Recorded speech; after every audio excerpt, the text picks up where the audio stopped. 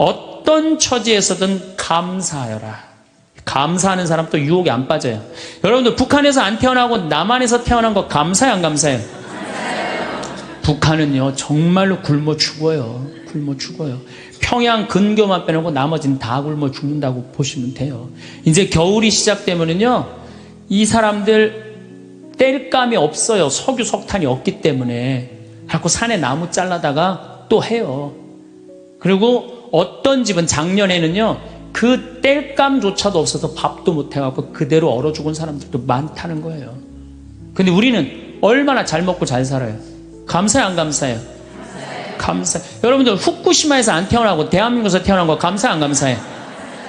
이거 여러분들 깊이 묵상해야 돼요. 왜냐하면 일본은 1년에 지진이 5,000번 일어나요. 5,000번. 하루에 15번 일어나요. 더 놀라운 거는 이번 12월 1월 달에 지진이 또 일어난다는 게 지금 감지가 된다는 거예요. 일어날지 안 일어날지 모르겠지만은 일본 사람들은요 너무 불안한 거예요. 근데 우리나라는 지진이 1년에 몇 번 일어나는 줄 아세요? 15번 정도 일어나요. 근데 이 중에 지진의 강도가 2.7에서 3.2예요. 보통 일어나는지 안 일어나는지도 모를 정도예요. 근데 일본은 막 일어나면 4.0만 넘어가면요 정말 천둥 소리 얼마나 불안한지 몰라요. 난 그걸 경험을 했어요. 지진이라는 게 무시무시해요. 근데 우리는 아무런 그런 게 없이 살잖아요. 이번에 이 터키 지진 일어났죠? 지진 일어났는데 여진이라고 그래요. 한 번 꽝 하고 난 다음에 계속 흔들리는 게 1,500번 일어나는 거. 1,500번. 근데 우리는 얼마나 행복한 나라에서 살아. 그런데 왜 자살률이 세계 1위냔 말이야. 국민들이 욕심이 많아서 욕심이. 이유는 딱 한 가지예요. 욕심이 너무 많아요. 대한민국 사람들 이 정도면 잘 사는데 왜 이렇게 욕심이 많은지 모르겠어요. 여러분들 그 한국처럼 잘 먹고 잘 사는 나라가 없어요. 여러분들 이탈리아라는 나라 잘 살아 못 살아요? 잘 살죠? 그런데 이탈리아가 우리나라가 경제력은 세계 13위지만은 소비 지수는 7위예요. 7위. 정말 잘 먹고 잘 사는 나라가 우리예요. 내가 뭐 예전에 방송에도 한번 말씀드렸지만 우리나라 갈비집에 가보면요 진짜 잘 먹어요. 갈비 막 먹으러 가면은요 막 이렇게 한 상 반찬 나와요. 그냥 그 계란찜, 그 다음에 무슨 뭐 단호박 삶은 거, 메추리알, 뭐 그 다음에 무슨 뭐 사라다, 무슨 야채 사라다, 국물 김치, 뭐 별게 다 나와요. 그 다음에 파랑 국수 말아서 나와요. 그리고 4명이 가면 4인분 시켜요. 4인분 시키면 그냥 배가 빵빵해. 한국 사람들은 배 빵빵하면 안 돼. 갈비집에 가고 배 터질 때까지 먹어야 돼. 그냥 2인분 더 시켜요. 더 시켜서 먹고 난 다음에 그래도 우린 분이 안 풀려. 그냥 아줌마가 하나 쓱 나와서 이렇게 물어봐요. 냉면을 먹을래? 된장찌개를 먹을래? 그냥 그거 먹고 커피 공짜로 먹는 나라가 어디 있어요? 잘 먹어요. 근데 우리나라는 1997년에 IMF 터졌을 때 어땠어요? 국민들이 전부 뭐 했어요? 금 모았잖아요. 금. 내가 그래서 여러분들 마지막으로 금 모으기 운동이 우리가 얼마나 대단한 건지 지금부터 잠깐 읽어 드릴 테니까 한번 이게 누가 쓴 거냐면 이름도 무지 어려워요. 슝홍빙이라는 중국 사람이 쓴 거예요. 이게 베스트셀러예요. 냉전 시기 미국의 맹방이던 또 하나의 나라 한국은 금융위기가 닥치자 미국의 구원에 손을 내밀었다. 한국 사람들은 미국이 그토록 단호하게 거절하리라고는 꿈에도 생각하지 못했다. 우리가 도와달라고 그랬는데요. 싹 거절했어요. 월가를 대표하는 재무부는 끝까지 반대했다. 심지어 올브라이트가 경제학을 모른다고 비난하기까지 했다. 결국 클린턴 대통령은 재무부에 손을 들어주었다. 여기서 그 다음에 중요한 얘기가 나와요. 재무장관 로버트 루빈이 보기에 이번 위기야말로 한국 경제의 빗장을 열어젖힐 절호의 기회다. 그러니까 이제 IMF 때 우리나라에 들어와서 기업 다 먹을 기회다 이 얘기예요. 그는 구원을 청하는 옛 맹방인 한국을 과거보다 훨씬 가혹한 조건으로 대하라고 지시했다. IMF는 미국 재무부의 압력 아래 한국의 원조 조건에 온갖 가혹한 조건을 덧붙였다. 그래서 우리나라가 얼마나 고통스러웠어요. 한국이 즉시 미국에 유리한 조건으로 미국과의 모든 무역 마찰을 해결할까지 포함했다. 그동안 마찰이 많은데 미국한테 다 손들었어요. 분노한 한국민들은 IMF가 언제나 미국 편에 서서 갖가지 불합리한 조건을 내건다고 비난했다. 한국 정부는 하는 수 없이 미국의 조건들을 받아들이고 미국이 은행 지점들을 한국에 설립하도록 허락했다. 시티은행, 그 미국 은행이에요. 외국 기업들이 보유할 수 있는 상장회사의 지분은 원래는 26%라 이 운영권을 못 갖고 있었는데 그때 50% 상향 조절했어요. 외국인이 개인이 소유할 수 있는 주식 지분은 7%에서 50%로 늘어났어요. 그래갖고 외환은행 전부 다 론스타한테 뺏긴 거죠. 한국 기업은 반드시 국제회계의 원칙에 따라 했으며 금융기관은 국제회계사무소의 회계 감사를 받아야 했다. 참. 그러나 국제금융재벌들은 한국의 강한 민족성들을 너무 얕잡아 보았다. 한국의 협의를 체결하기만 하면 당장이라도 몰려들어 사냥감을 물어 뜯을 판이었다. 우리나라 현대, 삼성 다 먹을 판이었다는 얘기예요. 그런데 고립무원, 완전히 고립무원의 사면 초가에 빠진 한국인들은 나라를 구하겠다는 일념으로 너도 나도 금모기 운동에 나서서 정부를 도왔다. 이때 금모은 게 21억 달러예요. 한국에 돈 한 푼도 없었을 때. 놀라운 거는 금모기 하고부터는 5억 달러 수출 계속 흑자, 적자였다가 이때부터 흑자로 전환하기 시작해. 이게 흑자의 출발점이 돼요. 금모기 운동이. 그래서 이걸 극복한 나라예요. 서양의 기업들은 한국 대기업을 거의 하나도 사들이지 못했다. 한국 경제는 가장 어려웠던 1998년 여름의 악몽에서 완전히 빠져나올 수 있도록 수출을 빠르게 회복했다. 금모기 운동부터 그랬다는 거예요. 국제금융재벌들과 미국 재무부는 공연히 헛물만 켜다가 만셈이 되었다. 뿐만 아니라 한국으로 하여금 정부가 경제를 주도할 절대적인 필요성을 확실히 깨닫게 해줬다. 마이크로소프트가 한국 최대의 소프트웨어 기업을 삼키려는 시도도 물 건너 갔어요. 그러니까 미국 애들이 그때 한국 다 살라고 그랬어요. 근데 그것도 못 샀고 8개의 한국 지방 소프트웨어 기업들에게 그 몫이 돌아갔다. 다 우리나라 기업들이 다 샀다는 얘기예요. 포드가 기아 자동차를 구입하려던 계획도 빗나가 버렸다. 그때 기아가 망했거든요. 근데 빗나가서 우리가 금 모아서 현지 기업이 포드의 꿈을 현대가 구했죠. 꿈을 보기 좋게 꺾어준 것이다. 이렇게 우리나라가 그 IMF를 벗어난 민족이야. 나는 치유의 은사를 받지 않았어요. 근데 그냥 갈 때마다 그냥 내가 그냥 성령 기도에 갈 때마다 그냥 그것도 70, 80 그냥 아니 70, 80 썼으면요 골 아파요. 당연히요. 아 무릎 아프고 허리 아파요. 당연히. 아 그걸 그냥 와갖고 하느님이 그냥 신부님이 그냥 허리 아프니까 그냥 안수 좀 해달라고 그러면 그 나요. 80년 동안 쓴 거를. 그럼 난 또 착하니까 해주긴 해줘요.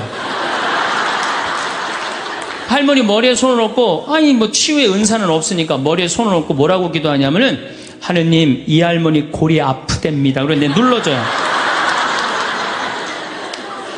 그런데 저는 치유의 은사가 없는 게 확실해요.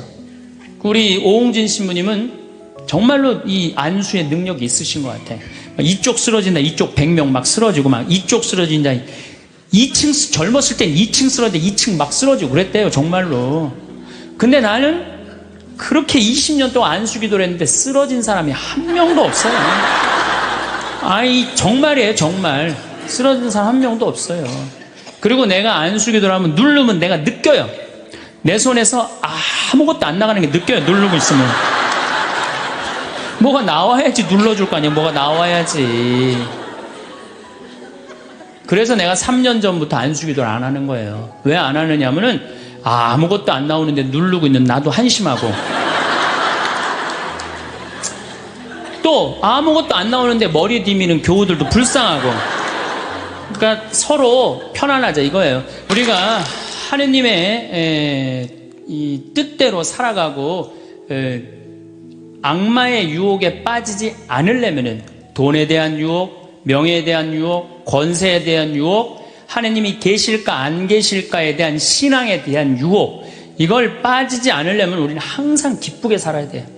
근데 기쁜 사람은 어떤 사람이 기쁘냐면 긍정적인 사람이 기뻐요. 또 어떤 사람이 기쁘냐 하면은 정말 마음을 욕심이 없는 사람이 기뻐요. 욕심이 꽉 차 있는 사람, 자식 출세하기를 바라는 사람, 돈을 많이 벌기를 바라는 사람, 그냥 높은 자리에 올라가기를 원하는 사람, 이런 욕심이 있는 사람들은요, 기쁘지 않아요. 마음을 완전히 비우고 오늘 하루를 즐겁게 사는 사람. 여러분들, 영어로 내가 좀 유식한 말을, 영어로 선물이 뭐냐면은 프레젠트예요. 근데 오늘이라는 뜻도 영어로 프레젠트예요. 오늘은 하느님이 주신 선물이에요. 오늘은 과거, 지나간 과거 여러분들 묻지 마세요. 아무리 과거를 돌이키려고 해도 과거는 돌이킬 수가 없는 거예요. 과거에 연연하는 사람들 우울증에 걸려요. 그 다음에 미래에 대해서 미리 걱정하지 마세요. 여러분들이 아무리 걱정해봤자 여러분들이 걱정하는 게 95%는 일어나지 않을 거래요. 전혀 일어나지 않을 것에 쓸데없는 걱정을 하고 있는 거야. 제일 중요한 건 오늘을 즐겁게 사는 거야. 밥 3끼 먹고 눈 콧구멍 2개 있는 게 얼마나 여러분들 감사한 줄 아세요? 콧구멍이 얼마나 2개 있는 게 감사하냐면은, 눈 2개 있는 것도 감사하지만 콧구멍 2개 있는 게 얼마나 감사하냐면은, 이 콧구멍이요, 숨을요, 이 냄새를 맡는데요, 한쪽만 4시간을 맡는 거예요. 그리고 4시간이 딱 지나고 나면 한쪽이 교대를 해요. 반대쪽이 냄새를 맡는 거예요. 만약에 김치찌개 동시에 2 콧구멍으로 다 맡으면 기절해. 그러니까 여러분이 콧구멍 2개 있는 것만 해도 얼마나 감사한 건지 몰라요. 지금 여기 손가락 10개, 발가락 10개 가지고 콧구멍 2개, 눈 2개 갖고 오신 분들은요, 무조건 기쁘게 살아야 되는 의무가 있는 분들이에요. 하나님이 다 주신 거예요. 자, 그리고 난 다음에 우리가 유혹에 빠지지 말려면 끊임없이 기도해야 돼. 하느님께서 우리 이제까지 살아오면서 여러분들 은총 너무 많이 주셨어요. 은혜 너무 많이 주셨어요. 그렇기 때문에 우리는 어떻게 살아야 돼? 그 은혜를 계속 기억하면서 감사기도, 끊임없이 기도해야 돼. 근데 이 기도는 간구 기도를 하면 안 돼요. 감사 기도를 해야 돼요. 제가 꼭 성령 기도에 가면은요, 제일 당황스러운 게 그거예요. 내가 성령 기도에 가면은 할머니들이, 신부님 골이 아파요, 무릎이 아파요, 허리가 아파요, 안수기도 해달라는 거예요. 근데 저는 신부 될 때 이 제단에 엎드려서 하나님한테 2가지를 청했어요. 하나는 강론 잘하게 해달라고. 근데 하나님, 정말 저는 누워서 그렇게 기도했어요. 왜 제가 그 기도를 청했느냐면은, 저는 초등학교 때부터 발표 때마다 선생님이 제일 먼저 너 일어나서 발표하라고 그랬어요. 그리고 책 읽을 때도 항상 나보러 읽으라고 그랬어요. 목소리가 좋으니까. 그러니까 내가 받은 달란트는 뭐야? 말하는 거, 말하는 거. 그리고 신부가 말씀 전하는 사람 아니에요. 그래서 강론 잘하게 해달라고 내가 정말로 엎드려서 간구했어요. 근데 뭐 1년에 300회, 내일도 여기 전주 중앙성당에 가서 강의하고, 또 전주에 있는 중학교에 가서 그 학부형들하고 선생님들한테 강의해. 내일도 전부 단축 수업한대요. 그 선생님들도 강의 들으게 한다고 일반 학교에 가서 강의하는 거예요. 행복론에 대해서. 그러니까 1년에 한 300회 정도 초청 강연 다니니까 이거 소원 들어주셨어요. 난 너무너무 감사해요. 또 내가 글 잘 쓰게 해달라고. 이제까지 책 3권 썼는데 요즘 쓴 거 사는 맛, 사는 멋. 이거 정말로 많은 분들이 행복하다고 참 전화가 많이 와요. 독자들한테. 아니, 나 이 2가지 다 받았어요. 나는 더 이상 하나님한테 원하는 거 없어요. 하느님은요, 각자의 달란트가 다 달라요. 그리고 그냥 집 잘 짓는 신부님들, 또 우리 그냥 전 신부님, 내가 보기엔 사목 너무너무 잘하세요. 그러니까 그 감히 못하는 15년이 지나서 엄두도 못 냈던 저 땅을 사죠. 그러니까 아무나 사는 게 아니에요. 교우가 일치가 되기 때문에 그게 가능한 거죠. 그 다 달란트가 달라요. 근데 내가 받은 달란트는 강론자라고 글 잘 쓰는 거야. 내가 내일 모레 대전 대화동 성당에 강의를 가는데, 신부님이 너무 고맙더라고. 아주 목소리가, 나 아직 얼굴을 못 뵀는데 신부님이 그러더라고. 저녁에 강의 끝나고, 이제 여기는 내가 미사를 하고 강의를 시작했지만 거기는 강의가 끝나고 미사를 봉헌한대요. 그리고 안수기도가 있대요. 근데 신부님이 너무 고맙게 날 아시는 것 같아. 안수는 당신이 하겠다고. 고맙다고 그랬어요. 어쨌든 하여튼 제가 재작년에 2009년에 미국 북동부 성령대회가 있어요. 근데 여러분들 참 미국 교우들이 참 열심히 해요. 특히 성령대회는요, 한국의 성령대회하고 분위기가 틀려요. 정말로 열심히 해요. 갔는데 첫날 800명이 왔는데 교우들이 그냥 내 강의, 그 화가 나십니까? 라는 주제로 강의를 했는데 너무 재밌게 들었어요. 그날따라 강의가 잘 되더라고요. 그때 둘째 날에는 막 사람들이 전화를 막 한 거야. 야, 한국에서 조그만 신부가 왔는데 너무 재밌다. 그래갖고 둘째 날은 1200명이 늘은 거예요. 그런데 성령대 19년 활동한 늘어난 적이 처음이라는 거예요. 그런데 점점 나는 불안한 거예요. 점점 성령대 하이라이트를 향해서 가는 거야. 성령대 하이라이트는 뭐냐면 치유의 안수의 절이야. 점점 불안한 거야 이거. 아니 내 손에서는 아무것도 안 나오는데 이제 아무 능력 없는 거 탈로가 나게 생긴 거야. 그런데 그때 같이 갔던 신부님이 청주교구 박효철 베네딕토 신부님이라고 있으세요. 전국 성령 주치도 신부님이세요. 근데 그분은 내가 뵈니까 치유 은사가 있어요. 그러니까 나는 말씀의 은사가 있지만 그분은 치유 은사가 분명히 있는 분이야. 그래서 나한테 오지 말고 박신부님한테 가라. 그것도 나하고 본명도 같아. 베네딕토 박신부님한테 가라. 그리고 난 도망갔어요 사실은. 그런데 그 예절을 저 강당 뒤에서 보는데요 정말 은혜롭더라고요. 나는 죽었다 깨어나도 그렇게 못해요. 근데 그때 200명이 났어요. 정말로 내가 다음에 갔는데도 그때 치유됐다는 사람 너무 많이 만났어요. 그건 하느님의 성령 특별한 은혜가 있었던 거지. 그래갖고 이제 박 신부님 덕분에 내가 잘 마치고 이제 한국에 이제 돌아왔어요.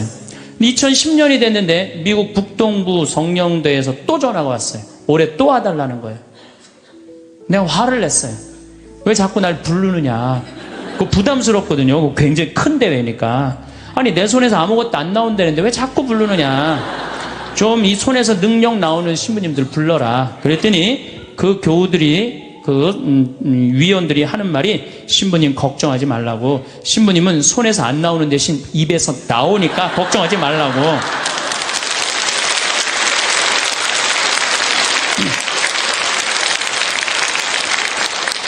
아 그러느냐? 그렇다면 내가 가겠다. 그리고 이제 작년에 내가 또 북동부 성령대를 갔어요. 갔는데 그때 같이 갔던 신부님은 누구냐면은 우리 수원교구의 한연음 다니엘 신부님이 같이 갔어요. 이분 또 만만치 않게 영적으로 깊은 분이잖아요. 근데 이제 신부님이 먼저 강의를 가는데 갑자기 내 앞에 무릎을 꿇는 거예요. 나한테 안수기도를 해달라는 거예요. 아니 내가 새카만 후배고 정말 내가 존경하는 선배 신부님이에요. 근데 갑자기 무릎을 꿇더니 나한테 안수기도를 해달라는 거예요. 아니 내가 교우도 안 해주는 판국에 아니 하느님하고 성모님한테 정말 완전히 미쳐갖고 오로지 기도만 하는 신부님, 그분 성소하고 성물도가 너덜너덜해요. 같이 들어. 내 성소도 깨끗하고 성물도도 깨끗한데 내 거는. 그래서 내가 신부님한테 그랬어. 신부님 저한테 안수기도 받으실 필요 없으시다. 신부님같이 이렇게 영적으로 깊으신 분이 나같이 이렇게 어린 후배 신부한테 뭐하러 받느냐. 그냥 들어가셔라. 근데 신부님이 하시는 말씀이 나는 황 신부한테 기적을 바라는 게 아니다. 사제의 축복을 받고 싶다.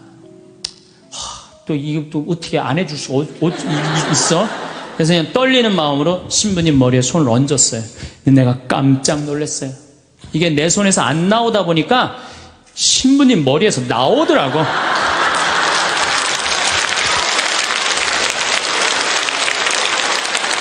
아니 정말로 성령의 기운이 느껴지는 거예요. 정말로. 이야 이러는 수도 있구나. 이게 내가 안 나오면 머리에서 나오는 수도 있구나. 하지만은 우리가 하느님을요 골 아프면 골 고쳐주고 머리 아프면 머리 고쳐주고 무릎 아프면 무릎 고쳐주고 허리 아프면 허리 고쳐주는 분이 아니에요.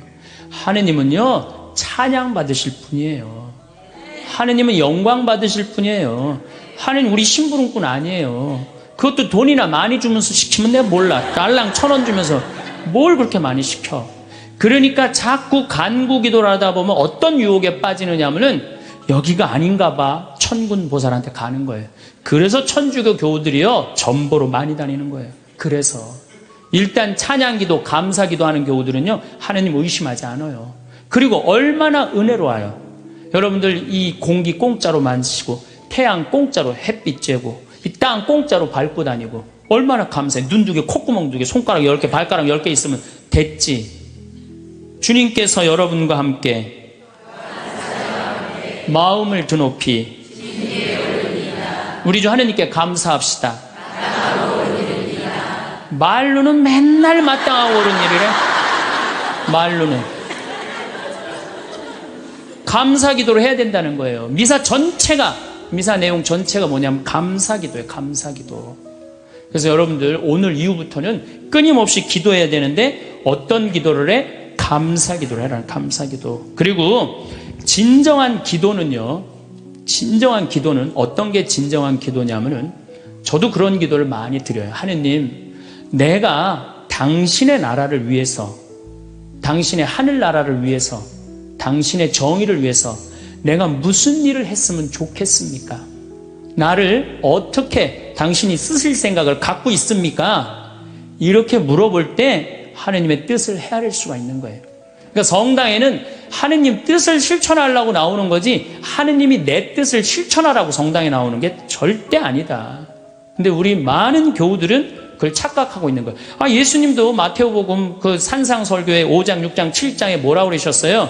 주의 기도를 가르쳐달라고 그러니까 뭐라고 그랬어요? 너희들 기도할 때 많은 말 하지 말아라. 하늘에 계신 우리 아버지 이름이 거룩히 빛나시며 아버지의 나라가 오시며 아버지의 뜻이 뭐라고 그래요? 하늘에서와 같이 땅에서도 이루어지소서. 그렇게 기도하라고 그랬잖아요. 근데 우리는 그냥 성당에 나와서 계속 내 뜻만 계속 어필하는 거야. 더욱이 여러분들 예수님하고 친해요, 안 친해요? 친하지도 않으면서 그냥 계속 이것 해줘라. 여러분들 이 생각 해봐요. 정말 친한 친구가 와서 부탁하면은 들어줘요, 안 들어줘요? 힘들어도 들어줘요. 내가 좀 고통스럽더라도 그걸 나눠줘요.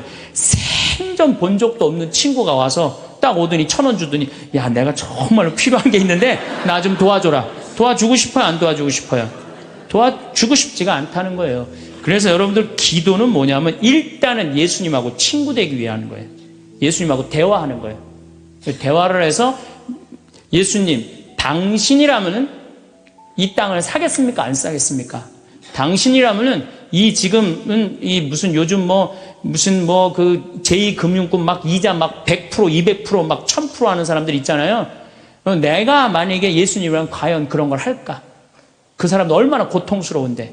내가 예수님이라면은 내 아이를 어떻게 키울까? 내가 예수님이라면은 내 남편한테 어떻게 할까? 내가 예수님이라면은 아내한테 어떻게 할까? 내 아내한테 어떻게 할까? 이걸 물어보려고 기도하는 거예요. 그래서 기도라는 것은 간구 기도가 기도가 아니야. 그래서 난 묵주기도, 구일기도 보면 딱 지향 하나 두고 그냥 기립다 기도하는데 난 정말로 마음이 아파요.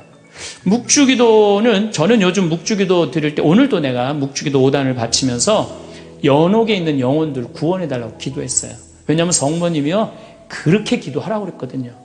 우리 그냥 계속 연옥을 위한 기도, 그 다음에 터키에서 지금 고통받는 사람들, 이런 정말 죄인들, 이런 사람들은 생전 기도하지 않고 그냥 대학 입시, 그냥 수능 잘 보게 해주고, 그냥 당 팔리게 해주고, 애 생기고 해주고, 이런 기도는 자꾸 하느님하고 멀어질 수도 있다는 얘기예요. 그걸 다 들어주지 않으세요, 하느님이. 어떻게 다 들어줘요? 내가 할 일이 있는 거지.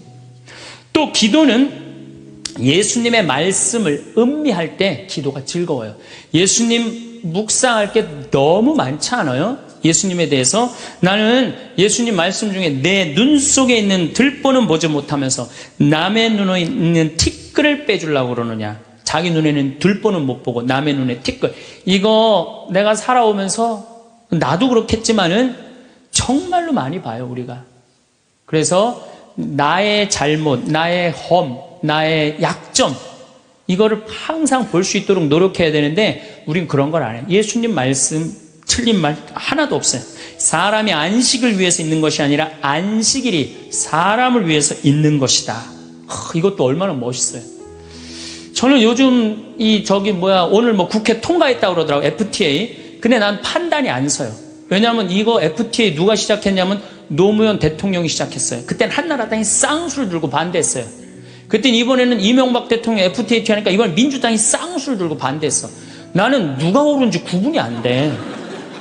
그러니까 믿음이 안 가는 거예요. 믿음이 안 가는 거예요. 나는 정말로 사람을 위한 일이 뭔가, 예수님이 과연 어떤 의미에서 이런 말씀을 했는가, 참 묵상할 거리가 너무 많죠. 또 너희들 무엇을 먹을까, 무엇을 입을까, 무엇을 마실까 걱정하지 말아라. 하늘에 나는 새도 다 먹여줄 거다. 그리고 내일을 걱정하지 마라. 내일 걱정은 내일이 할 것이다. 그날 고생은 그날로 충분하다. 여러분들 오늘 하루 종일 일하고 여기 오신 분들 많으시죠? 얼마나 피곤해. 가서 씻고 누워서 그냥 쉬고 싶은데 여기까지 온 분 예수님, 지금 예수님 이 자리에 있으면은 이 말 하고도 남았을 것 같아. 너희도 오늘 고생으로 충분한데 내일 걱정하지 말아라. 내가 다 알아서 해줄게. 예수님 분명히 그랬을 거예요. 이 말씀을 내 마음 안에 살아 움직일 때 여러분들은 진리가 너희를 자유롭게 하리라 처럼 정말로 자유롭게 살 수 있어. 근데 예수님 말씀이 하나도 없어. 그냥 성서 하나 붙잡고 하루 종일 묵상해 본 적도 없고 일주일 내내 묵상해 본 적도 없어. 그냥 성서를 읽은 적도 없어. 그러면은 여러분들은 기도가 어려운 거예요. 점점 기도하는 방법을 잃어버리는 거예요. 고생하며 무거운 짐을 진 너희는 모두 나에게 오라. 내가 너희에게 안식을 주겠다. 얼마나 내 멍에는 가볍다. 얼마나 좋아요. 예수님 말씀을 가만히 묵상해 보면은요, 다 위로의 말이야. 내가 너를 너무 사랑하니까 걱정하지 마라. 내가 있는데 뭐가 그렇게 걱정이 많으냐. 전부 그런 내용이에요. 함께 하겠다. 내가 너희와 함께 하겠다. 나는 너를 이제 종이라 부르지 않고 뭐라고 부르겠다? 벗이라고 부르겠다. 예수님 행하신 행적을 봐요. 가난한 사람, 팔 하나 없는 사람, 눈 먼 사람, 귀 먼 사람, 나병으로 고생하는 사람, 또 죄 속에 있는 죄녀, 창녀, 가늠한 여인, 이 세상에 오셔서 그런 버림받고 고통받는 이들 속에서 사시다 가셨잖아요. 그분 삶을 가만히 이렇게 드라마를 보듯이 쫙 보면은 이거 끊임없이 기도할 수 있어요. 해도 끝이 없어. 예수님의 삶을 묵상한다는 게. 그러면은 그 안에서 예수님과 하나 되면은요, 그 다음 단계, 더 높은 단계의 기도를 할 수 있어요. 근데 맨날 이거 달라, 저거 달라, 요거 해달라, 저거 해달라 그러면요, 그 사람은 깊이 신앙생활을 할 수가 없어요. 그럴 것 같아요? 안 그럴 것 같아요? 그렇죠? 그러니까 오늘 이후부터 간구기도 하지 마세요. 이미 너희들 필요한 거 하느님 아버지가 이미 알고 있다. 그러시지 않으셨어요? 예수님이 그러셨거든요. 예수님 말씀은 되씹으면 되씹을수록 깊은 맛이 나요. 그래서 기도라는 건 뭐냐면 영적인 하느님을 느끼는 거예요. 영적인 하느님을 느끼는 거. 자, 우리가 기도가 구송 기도가 있다고 그러죠? 그 다음에 무슨 기도가 있어? 묵상 기도가 있죠? 그 다음에 무슨 기도가 있냐면 관상 기도가 있어. 관상 기도. 그 다음에 이제 어려운 단계로 넘어가면 일치의 기도가 있어요. 그게 무슨 기도냐면은 성당에 앉아서 하느님을 느끼는 거예요. 온 우주에 시편 19편 그 말도 소리도 비록 이야기 없어도 온 세상으로 퍼져나간다는 하느님을 느끼는 거야. 그러면은 성당에 1시간 앉아 있어도 1분 지나가는 것처럼 후딱 지나가요. 어떨 때는 3시간도 후딱 지나가요. 하느님을 느끼는 거냐. 말씀이 이제 넘어서서는 온 우주에 꽉 차 있는 하느님을 느끼는, 살아있는, 현존하시는 하느님을 느끼는 거야. 그런 하느님을 느끼다 보면은 이제 성인들이 이제 그 다음에는 어느 단계로 가요? 탈원 상태 가는 거. 온전히 하느님을 느끼는, 희열을 느끼는 거죠. 세상 아무것도 필요 없어. 돈도, 명예도, 권세도 아무것도 필요 없어. 내 하느님만 내 안에 살아있다면 모든 게 행복한 거야. 그래서 끊임없이 기도하면은 악마의 유혹에 넘어가지 않는다는 거예요. 그래서 여러분들은 이제 제가 제일 걱정인 게 50살 되신 분들 60년 남았어요. 아니 어제 발표 나왔잖아요. 2040년에 평균 연령이 몇 세라고? 90살이에요. 그럼 여러분들 지금 50살 되신 분들 2040년이면 몇 살이냐 하면은 80살이에요. 80살이면 그때 가면은 또 늘어날 것 같아요? 안 늘어날 것 같아요? 또 늘어나요. 그래서 110살이에요. 그러면은 남은 60년 동안 내가 영적인 인간으로 살 거냐, 육적인 인간으로 살 거냐, 늙어서 어떻게 할 거야? 힘도 없는데 기도라도 열심히 해야지. 그래서 제일 좋은 기도는 뭐냐면은 제가 여러분들한테 청하는 건 뭐냐면은 기도 공동체 단위라는 거예요. 제가 프랑스 떼제 공동체에 가서 일주일 동안 기도를 했는데요. 3,000명씩 와요. 일주일에. 월요일부터 주일날 점심 때까지 모여서 아침 기도, 낮 기도, 저녁 기도, 그 다음에 미사. 똑같아 일주일 내내. 그런데 성당에 다니든 안 다니든 3,000명. 많이 올 땐 여름엔 3만 명이 와요. 근데 우리나라는 아직 그런 데가 없어. 일주일 내내 모여서 기도하는 데가 없어. 그래서 내가 이제 평창을 이제 내년부터 이제 시작을 할 거예요. 그래서 토요일 날 저녁에는 또 우리 부관장 신부님이 너무 노래를 예쁘게 잘해. 그래서 이제 떼제 기도를 시작을 했어요. 그래서 이제 기도하는 그런 공동체를 만들어서 여러분들도 삶에 지쳤을 때 와서 일주일 동안 60살쯤 돼갖고 일주일 정도 와서 기도하고 가면 얼마나 좋겠어요. 그렇죠? 그러니까 그런 공동체를 많이 믿는 사람들이라면 찾아다니라는 거예요. 영적인 세상을 위해서 시간을 투자하고 마음을 투자하라는 거죠. 그래서 신부님 끊임없이 기도하는데 제일 좋은 게 뭡니까? 미사 참여예요. 첫 번째 좋은 건 미사 참여예요. 미사 참여 1년 내내 평일 미사 다니시는 분들은요, 말할 수 없는 마음 안에 기쁨이 있어요. 1년 내내 미사 안 빠지시는 분들, 제가 말씀드리는 건 무슨 말인지 아시죠?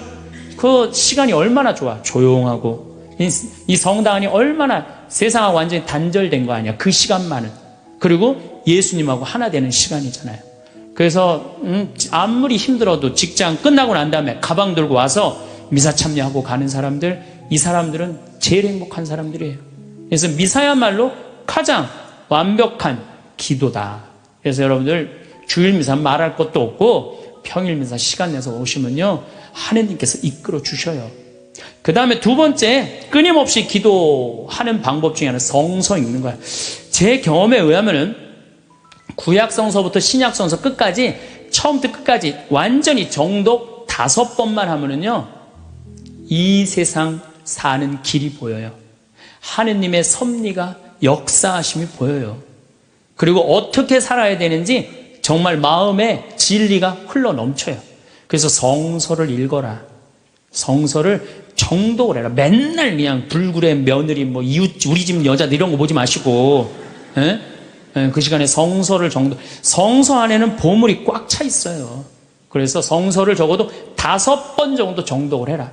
5번. 자, 그 다음에 5번 정독을 했으면 그 다음에 할 일이 있어요. 기도 중에 정말 좋은 기도는 성지순례. 성지순례. 제가 지금 성지순례를 2년에 한 번씩 매년 정기적으로 가요. 그런데 예루살렘에 가보니까요, 예수님의 발자국이 느껴져요. 예루살렘에 가보니까.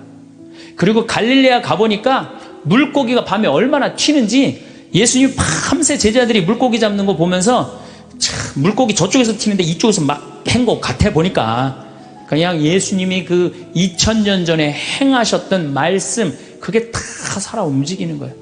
이집트에 가갖고 출애굽 경로를 밟아서 시나이산 꼭대기, 모세가 십계 받으러 갔는데 올라가 보고 예루살렘에 내가 들어갈 때 이스라엘 백성이 얼마나 기뻤을까 느껴져요.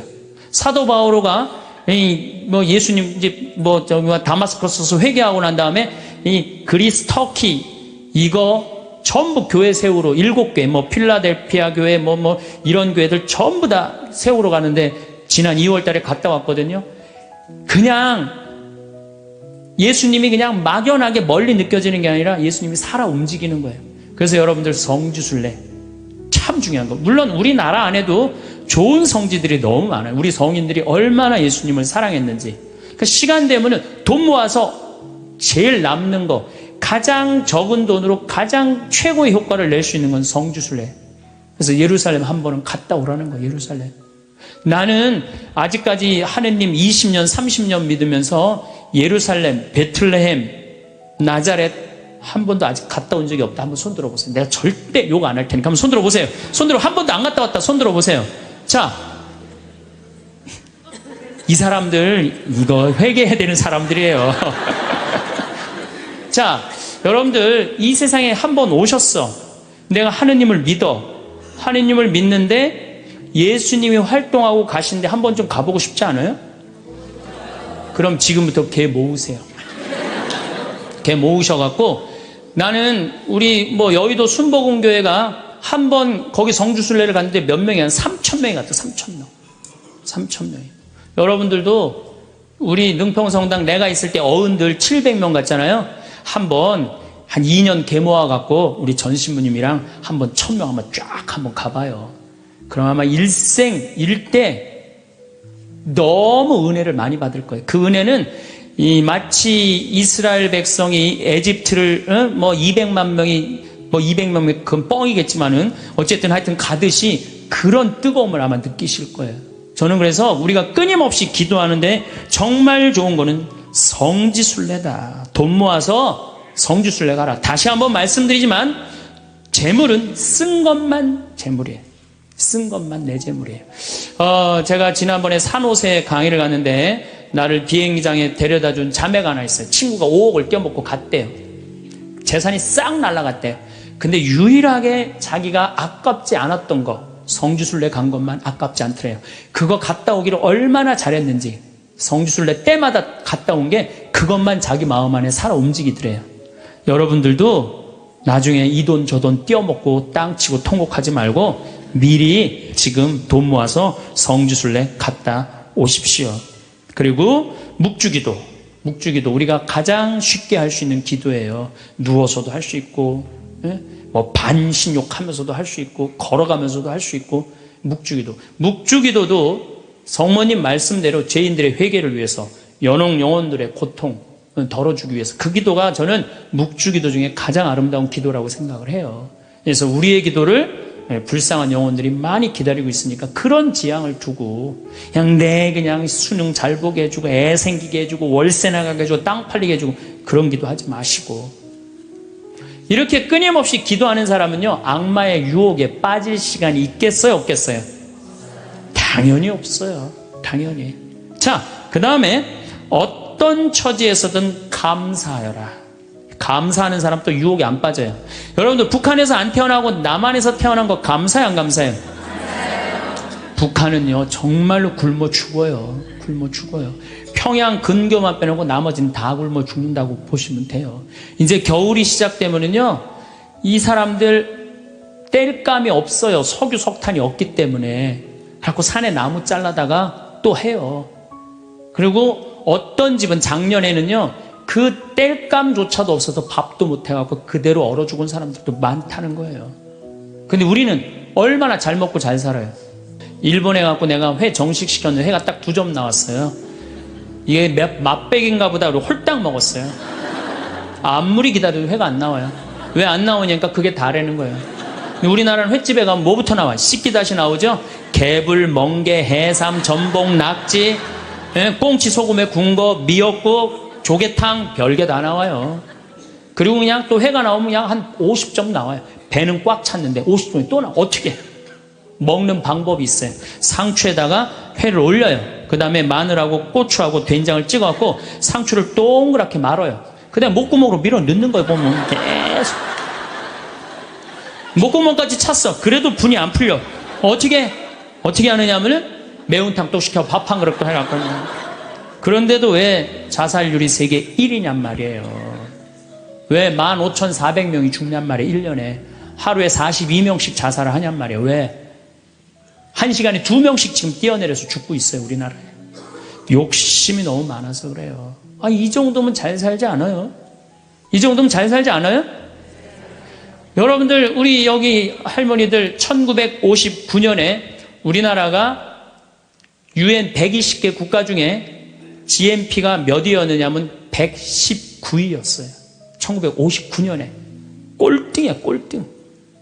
그때는 정말로 똥구멍이 찢어지게 가난하게 살았어요. 똥구멍이. 다시 한번 똥구멍 찢어지는 거 얘기해 드릴게요. 9월에 추수하면 2월에 먹을 게 떨어져요. 보리는 5월에 피는데. 그러면 그냥 무슨 칡해서 먹고 쑥해서 먹고, 그것도 안 되면 4월 달에 소나무 속껍질 벗겨요. 햇빛에 말려갖고 갈아갖고 쌀은 요만큼, 소나무 껍질은 이만큼. 그러니까 밥을 져서 먹으면 등짝에 붙었던 배가 쑥 나와요. 얼마나 좋아. 근데 문제는 이 섬유질은 소화가 안 돼요. 수분만 빠지고 다시 딱딱하게 대장에 가서 돌덩어리가 되는 거야. 똥을 넣으면 부드러운 똥이 나오는 게 아니야. 이 돌덩어리가 나오는 거야. 그러니까 이 돌덩어리를 빼내니 집집마다 뒷간에서 똥구멍 찢어지는 소리가 아니야. 이 집 저 집에서 막 나는 거예요. 그게 1959년에 있었던 일이에요. 1959년.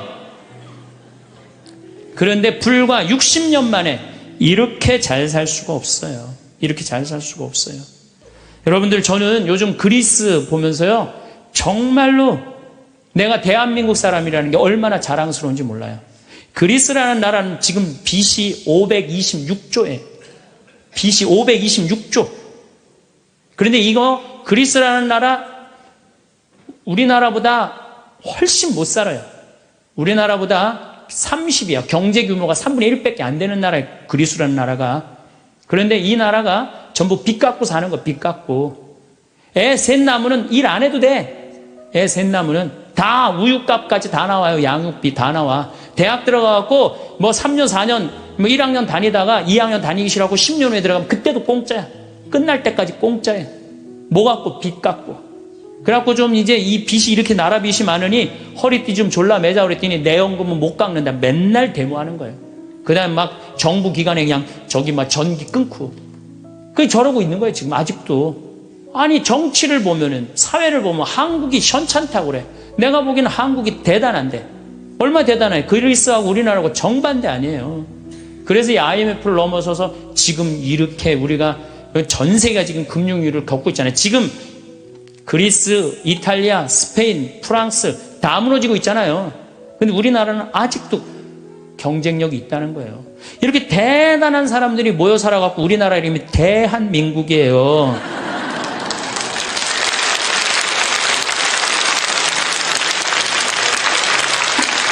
아니 그럼 이렇게 기가 막힌 나라에 살면서 국민들이 감사해야 될 거 아니야. 감사는 온데간데 없고 원망, 비난 맨날 이런 것만 있어요. 그러니까 국민들이 안 행복한 거야. 그래서 나는 사도 바오로가 항상 기뻐하여라. 끊임없이 기도하여라. 어떤 처지에서든 감사하여라. 이것이 우리 주 예수 그리스도를 통하여 드러내신 하느님 아버지의 뜻이다.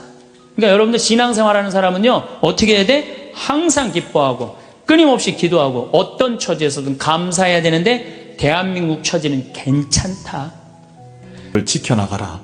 우리가 하느님의 이 뜻대로 살아가고 악마의 유혹에 빠지지 않으려면은 돈에 대한 유혹, 명예에 대한 유혹, 권세에 대한 유혹, 하느님이 계실까 안 계실까에 대한 신앙에 대한 유혹, 이걸 빠지지 않으려면 우리는 항상 기쁘게 살아야 돼요.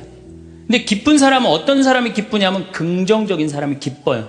또 어떤 사람이 기쁘냐 하면은 정말 마음을 욕심이 없는 사람이 기뻐요. 욕심이 꽉 차 있는 사람, 자식 출세하기를 바라는 사람, 돈을 많이 벌기를 바라는 사람, 그냥 높은 자리에 올라가기를 원하는 사람, 이런 욕심이 있는 사람들은요 기쁘지 않아요. 마음을 완전히 비우고 오늘 하루를 즐겁게 사는 사람. 여러분들 영어로 내가 좀 유식한 말을 영어로 선물이 뭐냐면은 프레젠트예요. 근데 오늘이라는 뜻도 영어로 프레젠트예요. 오늘은 하느님이 주신 선물이에요. 오늘은 과거 지나간 과거 여러분들 묻지 마세요.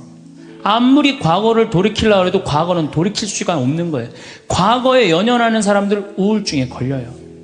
그 다음에 미래에 대해서 미리 걱정하지 마세요. 여러분들이 아무리 걱정해봤자 여러분들이 걱정하는 게 95%는 일어나지 않을 거래요. 전혀 일어나지 않을 것에 쓸데없는 걱정을 하고 있는 거야.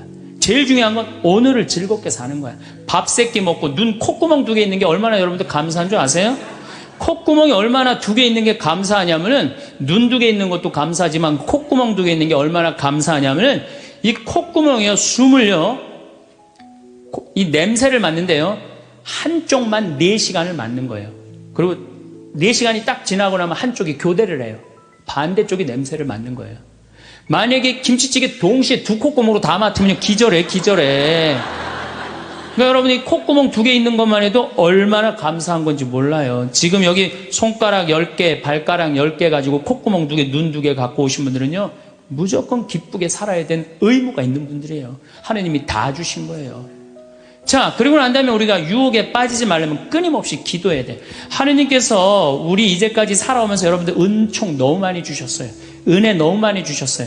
그렇기 때문에 우리는 어떻게 살아야 돼? 그 은혜를 계속 기억하면서 감사기도, 끊임없이 기도해야 돼. 근데 이 기도는 간구기도를 하면 안 돼요. 감사기도를 해야 돼요. 제가 꼭 성령 기도에 가면은요, 제일 당황스러운 게 그거예요. 내가 성령 기도에 가면은 할머니들이 신부님 골이 아파요, 무릎이 아파요, 허리가 아파요, 안수기도 해달라는 거예요. 근데 저는 신부 될 때 이 제단에 엎드려서 하느님한테 2가지를 청했어요. 하나는 강론 잘하게 해달라고. 근데 하느님 정말 저는 누워서 그렇게 기도했어요. 왜 제가 그 기도를 청했느냐 하면은 저는 초등학교 때부터 발표 때마다 선생님이 제일 먼저 너 일어나서 발표하라고 그랬어요. 그리고 책 읽을 때도 항상 나보러 읽으라고 그랬어. 목소리가 좋으니까. 그러니까 내가 받은 달란트는 뭐야? 말하는 거, 말하는 거. 그리고 신부가 말씀 전하는 사람 아니에요. 그래서 강론 잘하게 해달라고 내가 정말로 엎드려서 간구했어요. 근데 뭐 1년에 300회, 내일도 여기 전주 중앙성당에 가서 강의하고 또 전주에 있는 중학교에 가서 그 학부형들하고 선생님들한테 강의해. 내일도 전부 단축 수업한대요. 그 선생님들도 강의 들으게 한다고 일반 학교에 가서 강의하는 거예요. 행복론에 대해서.